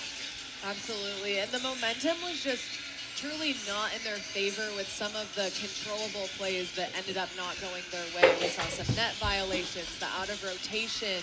Those mental errors contribute to the momentum of the game, especially in this teeter-totter of who's taking the lead, who's grabbing momentum, and who's able to get going. Because you'll see once the server gets going, then the blocker gets going, the pins get going, it's a ripple-down effect. Tia Shum, the grad transfer from East Carolina, hails from London, Ontario in Canada. Love the decision to have her start this matchup from the service line after the success she's had so far. Yeah, 4 aces is a career high for her. And I feel like when it comes down to a 5th set, it's not only how well you're going to play in your system, but how few of errors can you commit in this 5th set. You're only playing to 15, and points like that for Watson, unfortunate as that one goes long. And we're actually going to have a touch challenge. I think that was a great point, Brian, about how short this game is, and there just really isn't room to be messing around and making errors, especially those mental errors. And just as a reminder, the referees at the monitors have more angles than we do. Tough to tell on that net cam right there because the hands were just out of frame. If I remember correctly, Portland State has been correct on a challenge and incorrect on a challenge as well. Same with Oregon State. So you can tell how tight this match is. You're challenging the first point here in set number 5. Let's see if Cormier got a touch on it. Absolutely no time to lose. And honestly, I think even if this doesn't go the Vikings' way, a really smart challenge to maybe break the potential momentum of Shum from the service line. This has almost ended up being like another timeout almost as well. Talk to your team. Hey, it's okay. You had that one hitting error. That's fine. Forget about it. Have that goldfish mentality, as they say in Ted Lasso, and just get back into this one right here in this 5th set. I'm watching this young man on the screen. That's hurting my knee right there. I mean, kudos to him. What balance. A little distracted by whatever that was. I don't know if it was a dance move or an exercise, but we've got some talent here outside of the volleyball court as well. So we've got Goldstein in the back row to start this 5th set, who did not play the first 3 sets, came in late in set 4. Hopefully to shore up some of that passing. Mars tipping the middle of the court. Blažič got her hand underneath it, and no, they're going to say it hit the ground. And you got the fist bump from Bohanec. I am really loving her energy from the sideline. You don't see a lot of head coaches get so animated, especially in such a positive way. I will say, I think she has an intense demeanor about her, but I do love how she celebrates her team.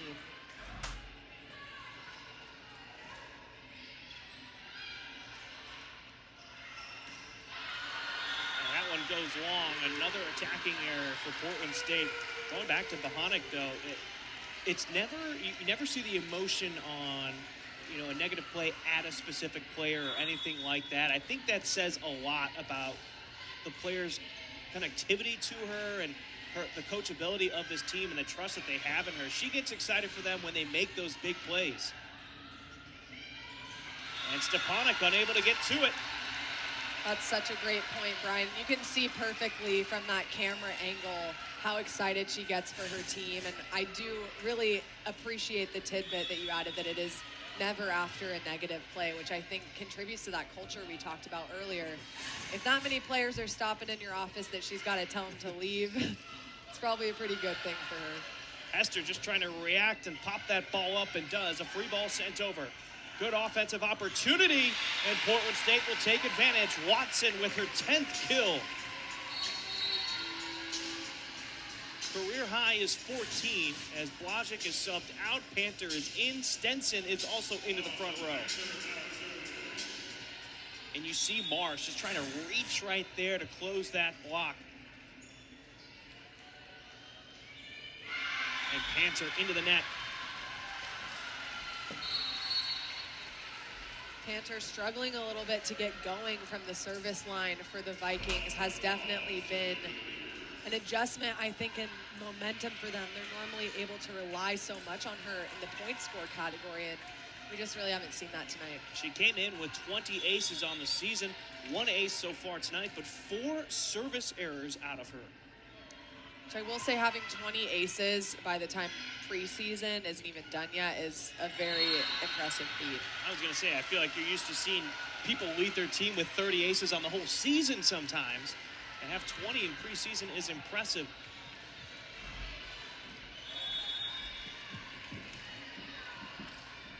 Alondra Paz, sophomore from Belmont, California. With the serve. Back row attack. Shaw tried to roll over the net. Mars was ready for it that time. Set to the right side to Hester.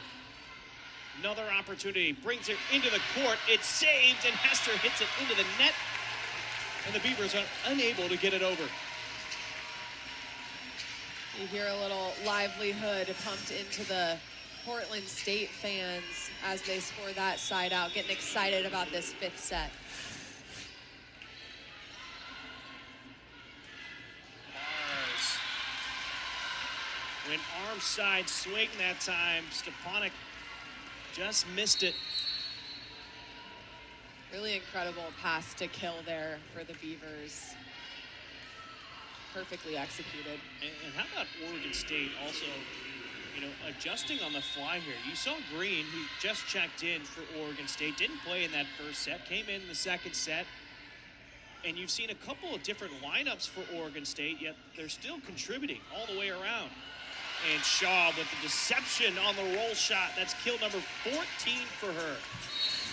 I think that's a great point, and it really does speak to the culture that we just brought up. I think when you're ready, when your name is called, and you're ready to go, and everybody's ready to go without any ill will on the bench, you're just ready for your turn when it comes. That says a lot. Rummel got it high off hands. Eichenberg stayed with it in the back row. Too much cut on Stenson.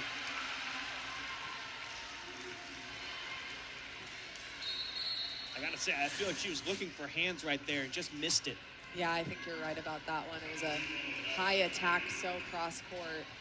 And I'm sure a big part of the Vikings game plan is going after the Beaver hands with how physical they are on that side of the net. 7-4. Lilo serves. Dime from Stepanek, and White turns it into a kill. Number 8 for White. Perfect placement by White, hitting that flood straight ahead. And sometimes those deep corner middle shots are the hardest to defend. We've seen White attacking the 10-foot line so much this match that there was no one to be found back there.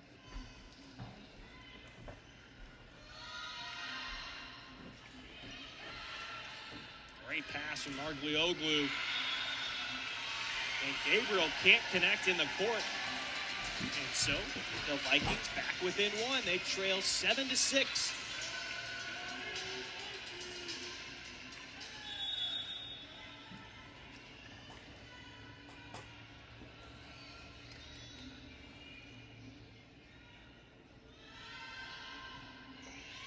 Great float from Blažič. The block covered by Lula. Narglioglu puts it high for Rommel. No touch on the block, and Portland State has tied it up at 7.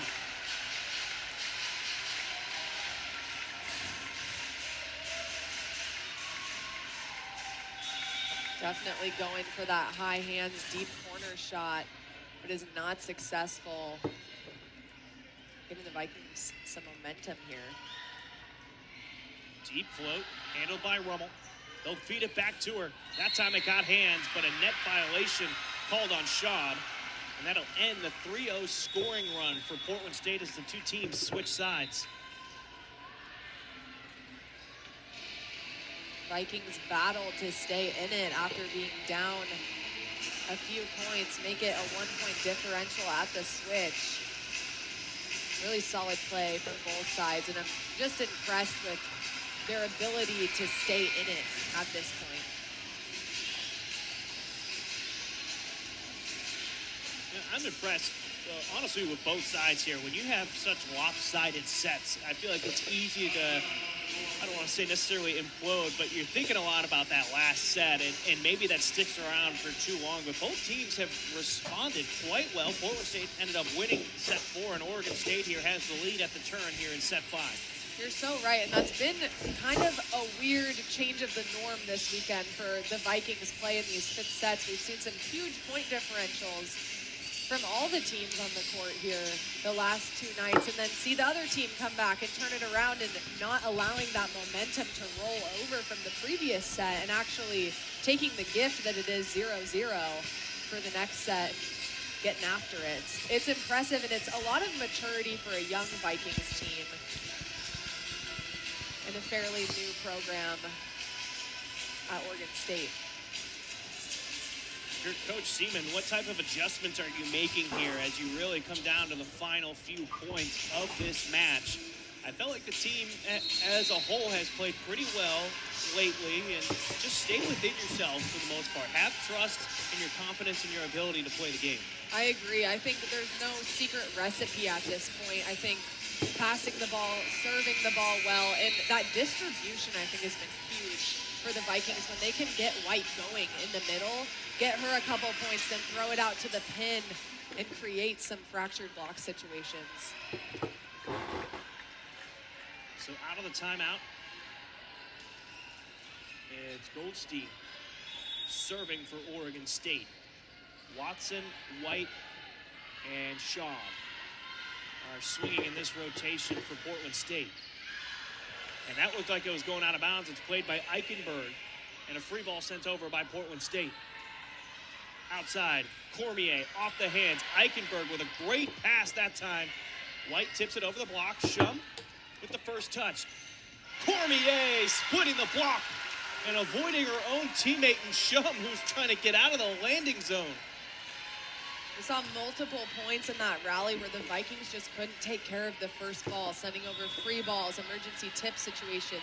You just can't give the Beavers offense that many chances to score on easy balls.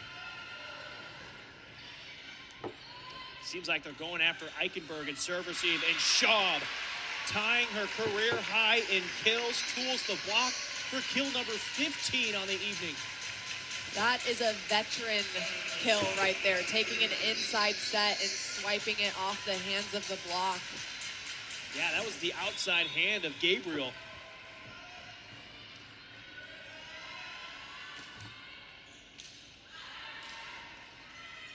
Cormier, tip, is touched by White. And Eichenberg just trying to react, unfortunately, goes out of bounds.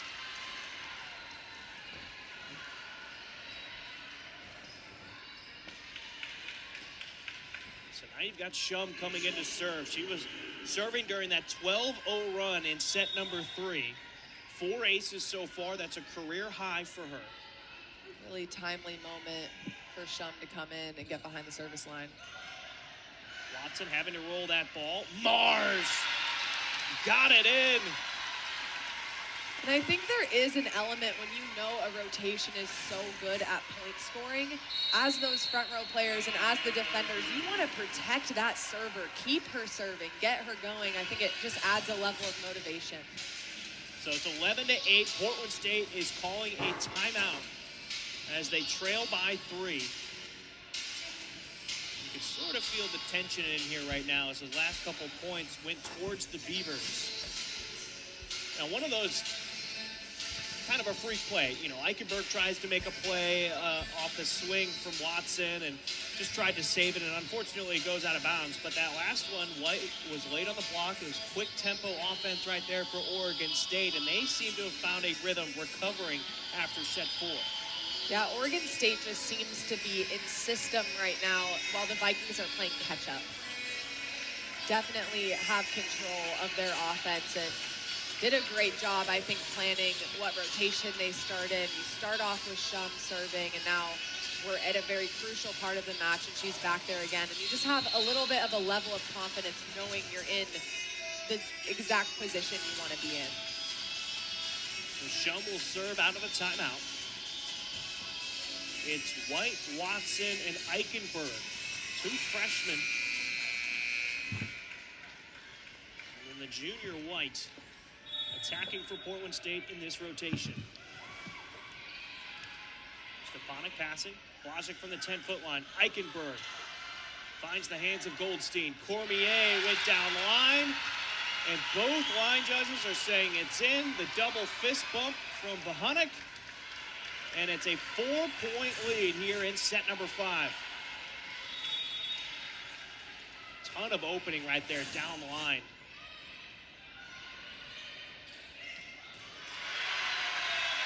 Is absolutely what the Vikings need to do to side out and create some momentum, especially on a pass that's a little bit more towards the middle. You see the Oregon State blockers commit to that outside hitter, leaving White a lot of court. 9 kills for White. Let's go along with 4 blocks. Cormier on the pass. They'll give it right back to her. And Stepanek let it go, thinking it was going wide, and it found just enough of the court. And what a gorgeous set from Lilo, coming off the net and just flinging that up in perfect position, giving her hitter the ability to barrel in and take an aggressive swing. We've been giving a lot of praise to the Portland State middles, but Alana Mars, by the way, career day for her. She's got 15 kills out of the middle. Her previous career high was 11. Back row attack, Shaw. Hester got it through the block. Looked like it was redirected. And now becomes match point, serving 9, and a second timeout called by Coach Seaman. Just enough of an opening, a seam in that block from Biesmeyer and Eichenberg, and it really comes down to this final point now for Portland State. You talked about it before the 5th set, but so much of a 5th set comes down to confidence, and it feels like it's radiating off of the Beavers right now, from the bench, from the court. They have control of this game, and it's just good vibes and confidence on that side. While the Vikings, it's a little bit tenser. They've been playing catch up, and just a little bit more tentative volleyball from their side in this 5th set.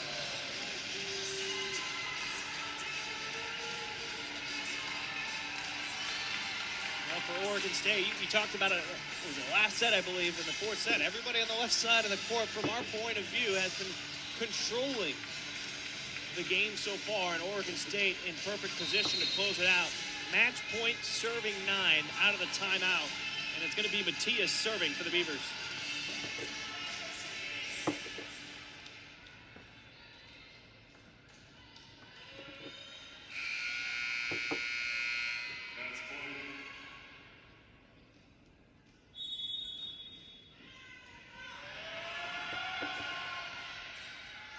Eichenberg the pass, Blazek. And they're going to say that one is in. Blocked to end it all, 15-9. Ends set number 5, and the Beavers will take the matchup that went 5 sets. And Ruby, you look at this one for Portland State. They battled the entire time, second night in a row, making it to a 5th set against your in-state opponent. Looking at that replay, that was awfully close to being out of bounds. I'm surprised we didn't see a challenge from Coach Seaman, but what were your final thoughts on this matchup tonight?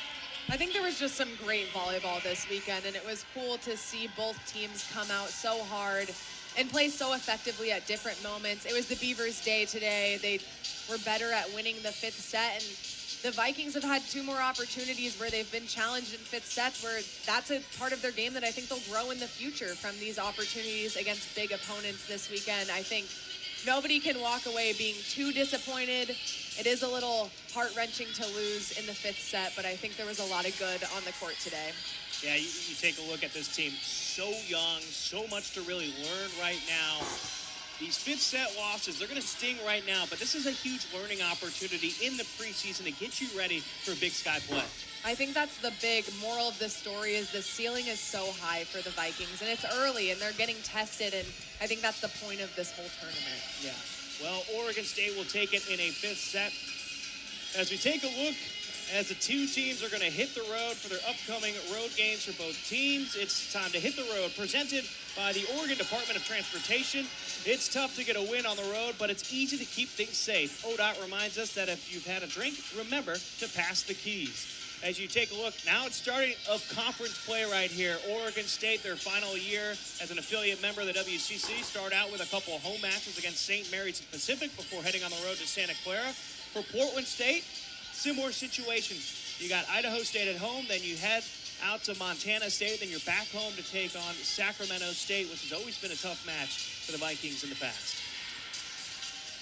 I'm Brian Slyke. That was Ruby Kaiser. We appreciate you joining us on the broadcast today. It was a 5-set thriller between Oregon State and Portland State that goes the way of the Beavers, and we appreciate you joining us on the broadcast tonight. Stay safe, and we'll catch you next time.